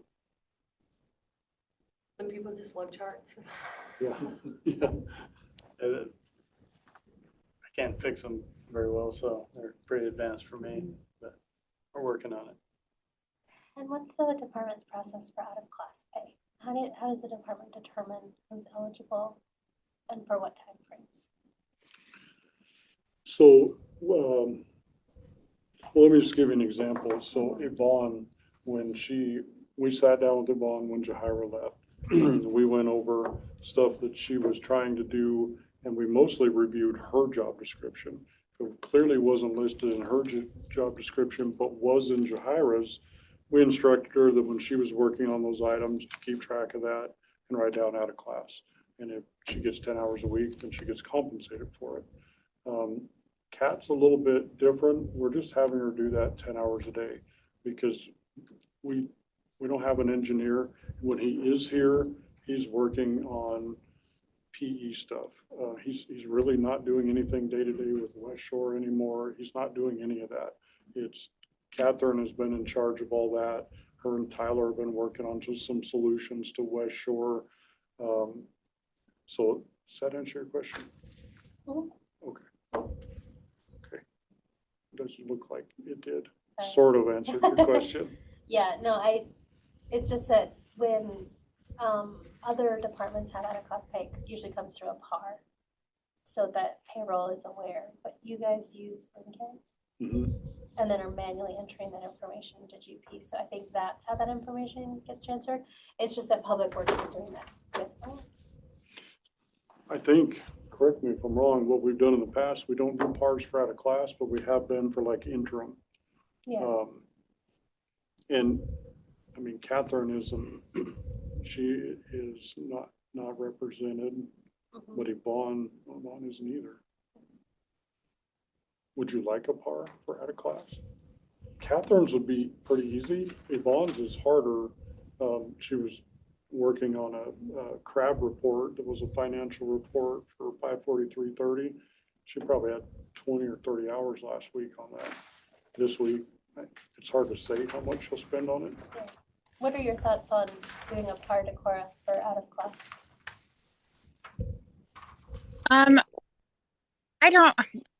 I don't know that it's necessarily needed. Payroll was asking for PARs on them now, but we don't have any policy in place that says that we need to have them. So I would have to really revert back to what Felicity would like. And it'd be no problem to do one for Kat. We've instructed her to do 40 hours a week. That one's no problem. Yvonne would be a little tougher. I don't know what to set the hours at because it varies. Yeah, and the PAR doesn't, it's not that specific. It would Okay. just say while doing the duties, Okay. whatever. Well, let me know if you guys want PARs or for good or whatever you decide. Okay, we'll follow up. Okay.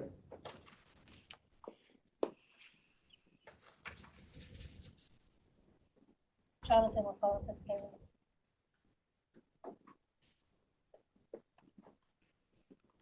So is there anything that you want the board to make a decision on, or I just want to make sure you're not waiting for us to make a decision on something and. We requested to change the assistant county engineer from band 20 to an 18 and would like to open it as an 18. Okay. And took away the management role of that position.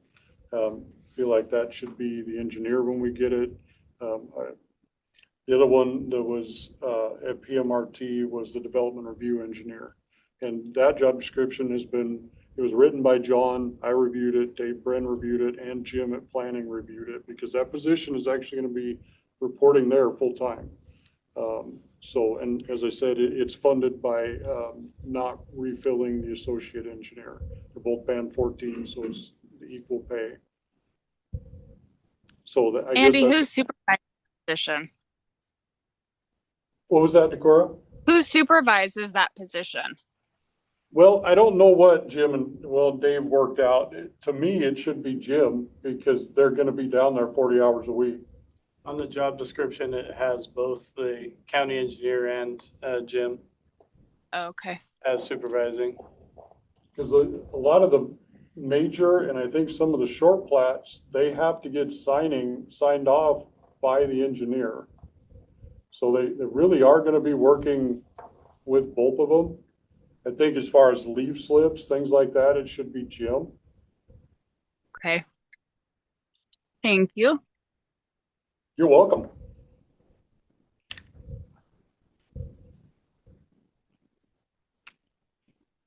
So back to Cindy's question, I think the board, we're still waiting for the board to approve the reclassification of the assistant engineer position to from a band 20 to a band 18. So, and that it can be posted. Okay, yeah, I'm fine with it. Yeah, I'm good with that. I would agree. So we're all three in favor. And then the other one, that development review engineer, that's a brand new position. So that's the other question, is whether we can move forward with that one and open it. I would guess. Has that been reviewed by PMRT yet? Not that I can remember. There's no running cops. Oh, sorry. Cart before the horse. Okay, so you'll go Yeah, through. we brought it last Monday, but it hasn't been. Oh, okay. So no, never mind. Okay. You will soon be getting. We will know, okay, it's coming. When's Bob retiring? When's Bob retiring? We heard November. He hasn't given us anything in writing. Okay. I was just curious what we were gonna do when he leaves. We have a replacement for him. He's doing most of the work already.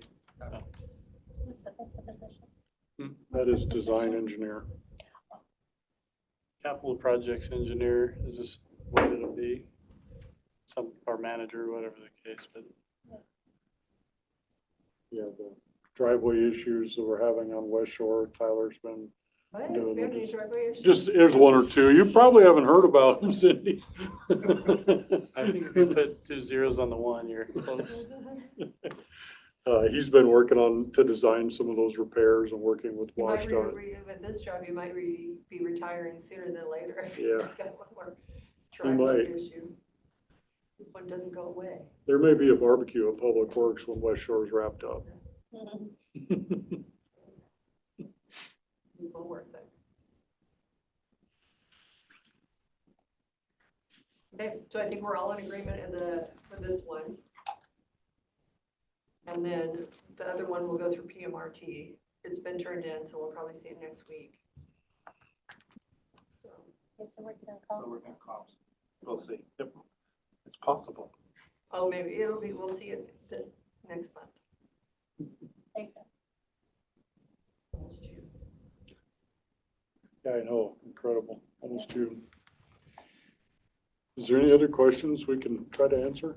I just have one question that's on this map, but I need executive session. Probably for just evaluation. Are you guys all right with that? It's like 5 minutes. I might have forgotten, my memory hasn't been that great, so. So I'd like to go into executive session until 3:40 PM for evaluation RCW 42.30.1101G. You're gonna put them both backstage Yeah, I together will. and everyone? Okay. Ouch. So what time was that again? 3:40. You didn't remember? Yeah.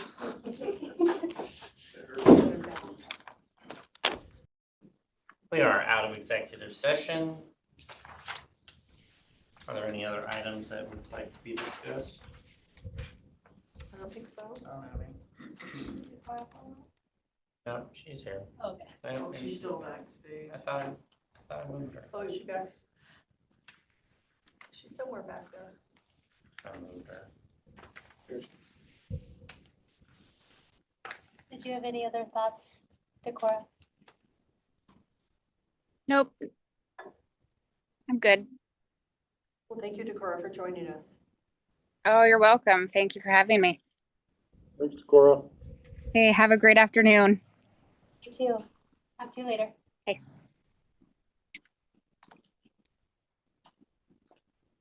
Nothing for anyone? All right, well then, we will recess for today. Thank you. Thank you.